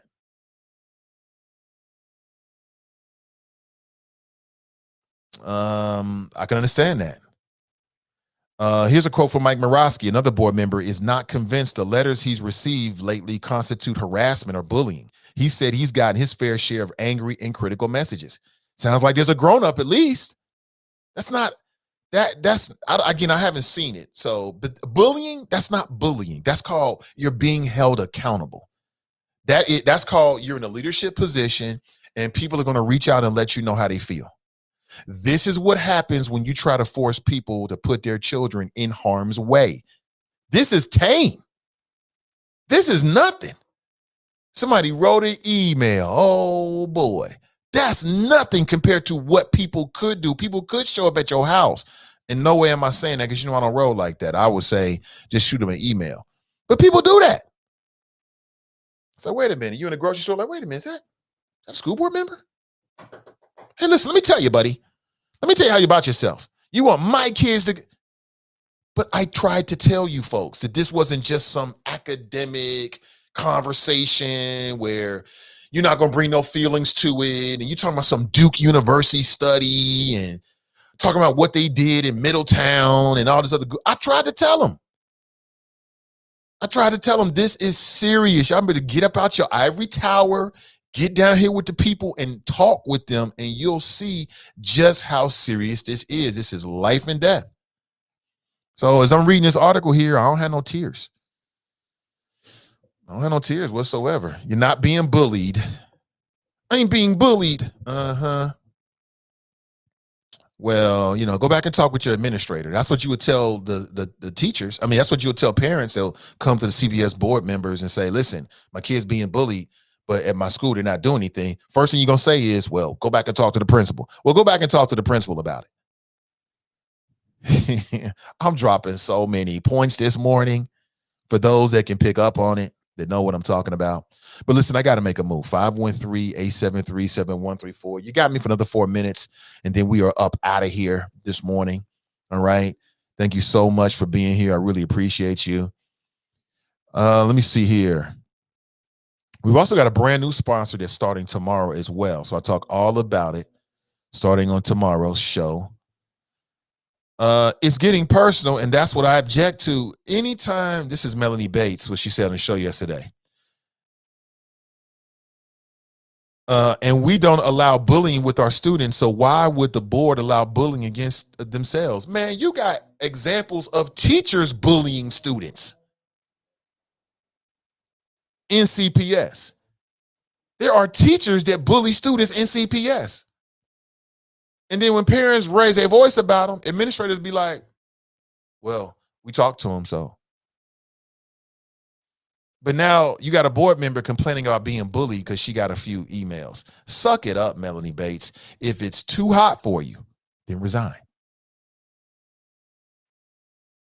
If it's too hot for you, then leave and let somebody that's better built for that position in the social media age handle that work. That's what you do. Step to the side and let somebody else step up. I mean, that's the way of the world, right? What do you think? 513-873-7134. You got me for 3 more minutes. Amina writes, how much does he want to interview? Into the couple of $100 range. Oh, man. Anthony writes, Jim Jones was a hell of a speaker, Nate. Yes, he must have been. TNT writes, and good morning to you, TNT. She writes, yesterday was a 500,000 milestone of American citizens, men and women and children who died from COVID-19. Sadly, many were people of color. CPS put the foot on the gas while CDC moved with caution. Don't let up. Right. She's right. 500,000 people have died of COVID. Pat Berry just died of COVID. It's people in the city that's still getting COVID for the first time. And they acting like it's no big deal because of some fucking study that happened in Ohio State. It makes no sense. Kathy's in the house. She writes, sometimes people and organizations will steal your hard work, curriculum, and use it without compensation. I've had it done to me a couple of times. You're right. Like I said, it's very little loyalty out here. It's very little loyalty out here these days. People will steal your ideas, and then when you say, well, listen, damn, you stealing my ideas, they'll say, well, why didn't you do it? That's what they'll do. They'll look you right in your face and say, well, why didn't you do it? Yeah, people will steal your ideas and look you right in the face and say, well, I thought of this 15 months ago. You didn't know? That's just how the world is, man. It's just but that's the thing about ideas. When you put an idea out there, then other people are going to be like, oh, okay. Oh, shit, well, I can do that. That's a good idea. But if I did this and that, but that's just innovation though, right? Isn't that just innovation? Charlie Winburn's in the house. What's up, Mr. Winburn? You have to get 500 good ones right to run for mayor. As I said, we got a brand new sponsorship that's starting tomorrow. And make sure, I think it's going to be something you can definitely get into. Angela writes, good morning. Good to see you, Angela. Anthony writes, MLK is Black history, but some say he was a philanderer. Used Black husbands and fathers want to get good family examples. Do we not still rep MLK? You know what? That's a great example. That's right. So we now know that MLK, or there's some kind of evidence out there that he was cheating on his wife. But we still celebrate him for all the good things he did. That's a great example right there, Anthony. Now, cheating on your wife is not the same as drugging women and raping them, though. That's two different worlds. Two different universes. So that's a great example of going back to what Robert Anthony said that we don't do. We do it MLK. Most people know that he was, he liked women. Speaking of the Reverend Dr. Martin Luther King. Okay. At the same time, he was also the leader of a movement that, that was very, very important. Okay. And most people separate the two and don't even worry about what the whole thing, they say that's between him and his wife, which, I can get that. I can understand that. Marcia writes, good morning. Good to see you. Kamika writes, adultery and rape are not the same, right? Lemmy writes, good morning. Good to see you, Lemmy. Glenn writes, is Donald Trump white history? Let me see here. I'm just reacting to a link. Absolutely. I did see that, Pat. Thank you so much. Tracy writes, folks out here celebrating World Star-ish, though. Yeah, they are. They are. Brian writes, the same way white America still celebrate the founders of this country, they're willing to accept the good, the bad, and the ugly. There was some raping going on during the foundation of this country. We know that. More than that. Brother could have a point there.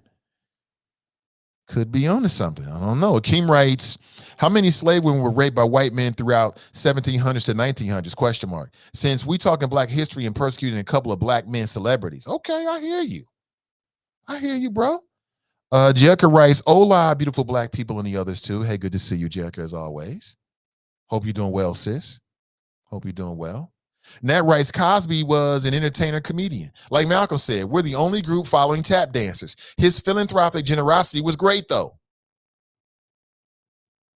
Anthony writes, X was a hustler and a pimp. Still a great man. Another great example. You're right, he was. Malcolm X was a hustler. Was he a pimp? Was he a pimp? I don't remember that. Was he? I can't remember that. But right, but see, the thing about him though is that's different. Like, because he had this criminal background, went to prison, found Allah, and transformed. And he wasn't doing the same things while he was becoming the man that so many people still revere. Speaking of Malcolm X, it's a little bit different. Queen Ebony J, good morning. She writes, she said, I think she's saying, I'm here. Good to see you, sis. As always, doing big things. I love that virtual event. I still talk about it. I was an excellent virtual event, Ebony J. Ebony J is doing her thing. She writes, I'm not celebrating a man that drugged women and raped them. I feel you, sis. Vernon writes, just because you donated money doesn't give you the right to rape people. I didn't need the Cosby Show to get out of the English woods. Brian writes, did he steal from child artists? Did you try to mortally bait young women actors while he was raping other ones? Dude was a huge contradiction. I can't resolve. Maybe Black people have a higher standard. Maybe our tolerance for violence against other people is lower. That's a good thing if it were true. Janice writes, the Cosby Show gave the world a different view of the Black family. It did. It certainly did. But how do we quantify that though? Again, I could come back to this because I don't want to go on all day today. As I said, no midday juice today, so I got a little bit more time this morning to get some things that I want to get done. But just think about it. We'll come back to it. And thank you to all the callers. Thank you to all the people that were in the live stream today. I really appreciate it. Y'all helping this show grow, okay? And independent media is a real thing. And amplifying Black voices is my mission, okay? And I really appreciate you. So please go to our Facebook page if you haven't already done so. And please like and share all of our podcasts. Check out what we have to offer. If you got suggestions on how we can do better, I am open to it. I am not overly sensitive, in my pursuit of greatness. You know what I'm saying? I'm not afraid to fail. I'm not afraid to fail in front of people because, failure and success are intertwined. So if you got some ideas, if you want to be a part of what we're doing, please hit me up with a direct message. If you want to use this show or any of the shows as a part of your marketing strategy, which I think would be very, very smart, very, very smart thing to do, then please hit me with a direct message, and we can definitely have that conversation, okay? I really appreciate you in advance. All right, have an excellent rest of your day. Oh, this must be when my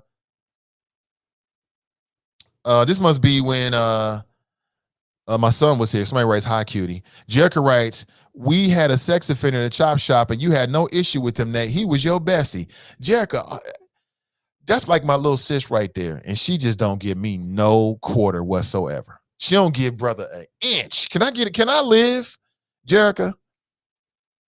Can I breathe today, please? Is that okay with you? I love it. Like I said, everybody get it. The host gets it. Everybody gets it. It is what it is. Hey, B, what's up with you, man? I'm going to check out that podcast. I'm thinking you're doing a podcast. We have a podcast network. I see natural collaboration. That's what I'm thinking, Brian. But you already know, man. It's all about that. It's all about that. Queen writes, period. Wow, I'm glad to see men kiss their children. I'm grown. I don't let my mom kiss me. LOL, you making me want to apologize. Yeah, I'm a touchy-feely type of dad. I'm a touchy-feely type of person. I'm like that with the wifey. I'm tactile. I like to touch them. And I'll be kissing my son on his cheek. He'll be kissing me on his forehead until the day I die. And if I could do it after that, I'm going to do it then too. So that's just that's part of my love language with my children.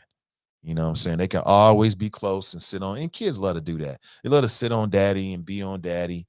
And I love it. Sometimes daddy's busy.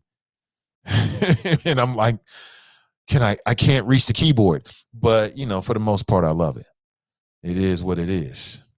Shante writes, why the victims wait so long if they felt so violated? What he did was wrong for sure. If it was me, I would have went to authorities ASAP. Shante, I feel the same way, but the only thing I'll say about being a victim is I feel that way right now, but I've never been victimized. I have a different mentality now at the age I'm in now and where I'm at. I look at things different. There's just some things I'm willing to die for. And so at this point in my life, I would handle things if somebody tried to brutalize me in that way differently than I would when I was younger. But what I'll say, Shante, is I understand what you're saying completely. I have had those thoughts too. What I've come to understand is that when you're dealing with victims, it's very difficult to say what you should do and what you will do, because being victimized in that way is life altering. It can shatter every part of who you are. It's so wrong. It can shatter every part of who you are as a person to be brutalized like that. And I can understand somebody not coming forward, especially if you're dealing with Bill Cosby. Everybody love him. He's got money. He appears to have powerful connections. You got women and men out there who have been sexually assaulted by average, every Joe, broke ass, no connection type people. And they're too afraid to either relive that moment, or they're ashamed because they feel like they put themselves in that situation. What are people going to say? And they never come forward. And they've been brutalized. And I've come to understand that that's a real thing. Like, that's a very real thing. There's a lot. I think the majority of people who have been victimized never come forward. They never come forward. They never come forward because they're afraid about, well, damn, I did go to his house, or damn, I did put myself, I was drinking. That they internalize it in too many cases. Like, it's my fault. It's not your fault. It's not your fault because somebody took advantage of you. That is not your fault. That's their fault. And they should be brought to justice at whatever cost. You know what I'm saying? I really believe that. There's men out there that's been sexually abused by other men, never come forward. Never come forward. Because how's a grown man gonna walk in and tell the police that you let another grown man do something to you? You know, I understand how difficult that is as a man. I can understand that. And you did what? Why'd you do this? Now they start asking you questions, making you feel like you the problem. You know what I'm saying? So that's the reason why I think, Shante, a lot of people don't come forward. And I felt that before too. Like, why didn't they come forward earlier? But I've come to understand that It's because it's such a terrible, terrible, terrible thing. And it can change you. It can absolutely change you for the rest of your life. Man, I'm telling you, it's a few things that make my blood boil. Okay. And people being taken advantage of is one of those things. It makes my blood boil. You know what I'm saying? You want to get a rise out of me? That's a children, handicapped people, women, whoever. It makes my blood boil. It's hard for me to even talk about it without getting, I'm having an emotional response right here in front of you right now. That's how serious I take it. Makes my blood boil. I hate to see people get bullied. And I think maybe it's because of my own experiences. Like, I got bullied coming up. Ain't nobody gonna bully me today. But everybody deals with that. You know what I'm saying? And so maybe that's why. You know, I don't know. Maybe so. I wish a mofo would. Glenn writes, one more word about Santa Claus, Nate, and you're gonna wish you had signed a PG Sinfield letter. Sea Hive. That's funny. Sea Hive? I'm not sure what that is. Yeah, I mean, if I wanted to sign a PG Sinfield letter, I would. I wouldn't give a damn what nobody thought about it. You know, and I don't really think anything negative about anybody that signed on to I keep saying this. I mean, they're grown folks. They do what they want to do. And if like I said, I'm not a fair weather person. If I rock with you, I rock with you. Now, there's some things you can do, and I'm jumping off the bandwagon. Like I told you, you mess around with some children or something like that. I ain't got nothing. What? I don't got nothing. But, you know, I'm not the kind of friend or associate that, you know, instantly goes on the attack because somebody made a mistake or they did something wrong. Like, people make mistakes. People do dumb shit. They do things in the moment. You know, you never really know anybody. That's the other thing. I never feel like I know somebody. You know what I'm saying? Just because I interact with you and we get friendly, that's not the same as knowing somebody, right? So, you know, I think it's unfortunate. You know, I think it's unfortunate what happened with all those members of city council, Jeff Passer, Tamaya Denard, and PG Sinfield. I think that the city took a step back, you know, in terms of our representation across the board. And we'll have to wait and see what happens with Mr. Pastor and Mr. Sinfield. We'll have to wait and see. I'm very curious. Actually. Rachel writes, Malcolm X was a convicted criminal, drug dealer, and pimp, but became a great man. Bill Cosby worked his goodness in tandem with his criminal behavior. Yeah, it's also the severity of the crime. So as a pimp, was he forcing women to do, like I said, I don't have a problem with somebody that, like in some states, I think in like Utah, prostitution is legal. I don't look down on anybody that's in Utah selling themselves sexually. I don't look down on people that's on OnlyFans. I don't look down on people that's strippers. I don't look down on nobody because I'm not paying your bills. If that's what you got to do to pay your bills, then by all means, go pay your bills. As long as you're not forcing somebody or hurting somebody. So in Utah, if you got people in Utah that's making money doing prostitution, then that's not the way I want to make money. But if that's what you got to do, and you ain't hurt nobody, you providing a service, then you go right ahead and do that, bro. You go right ahead and do that, sis. I wish you the best. You know what I'm saying? So it depends. Forcing somebody to do something because they drugged is a whole nother level. But listen, let me get out of here. I feel like I'm rambling. Have an excellent rest of your day, family. Before we roll out of here, another word from today's sponsor, Team Wellburn, the Wellburn Experience. Get hip to the Wellburn Experience. If you're not already hip this morning, you can contact them at 513-252-1055. Again, 513-252-1055. It's that well-born experience. It's that well-born experience. That well-born experience. Experience. Experience. It's that well-born experience. That well-born experience. That well-born experience. Experience. Tell us what you need. That's the question we start with. We specialize selling condos, houses, apartments. Make sure that you happy with your residence. Keep it real, no filter. Otis, the realtor from the nattiest heaven sent.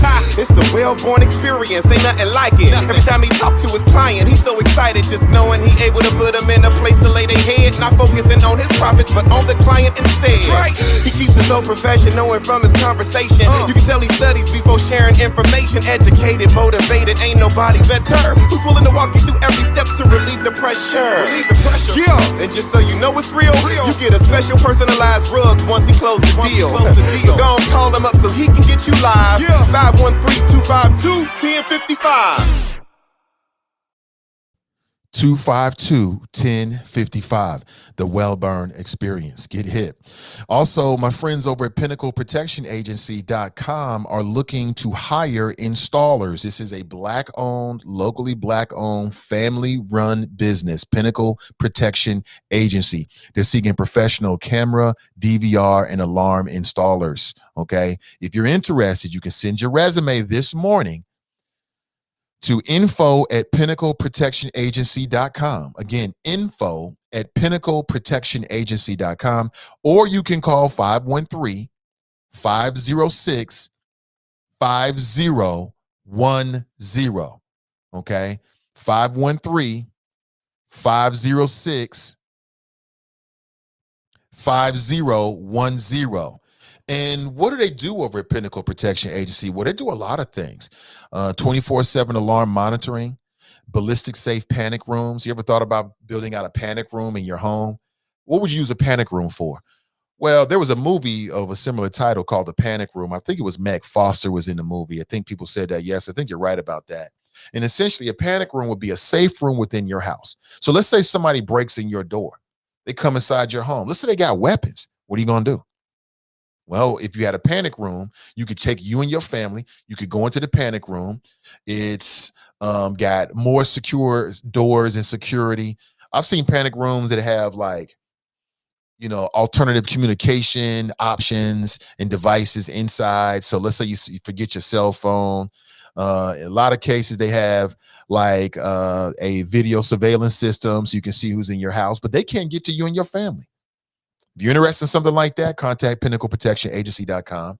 Also, they handle intrusion, fire, surveillance, and doorbell cameras. Also, smart home and business technology. Again, if you're interested, give them a call at 513-506-5010 this morning, okay? And they are looking to hire installers. Could be a great opportunity for you or someone that you know, okay? No midday juice today, but when we pick up a midday juice, Ashley will be talking about OnlyFans. Are you hip to OnlyFans? Are you on OnlyFans? Anything wrong with it? I don't see no problems with it, but we'll see what happens. All right. Have an excellent rest of your day, family. I really appreciate you. And we'll pick up real soon. Okay. We'll pick up tomorrow morning, bright and early.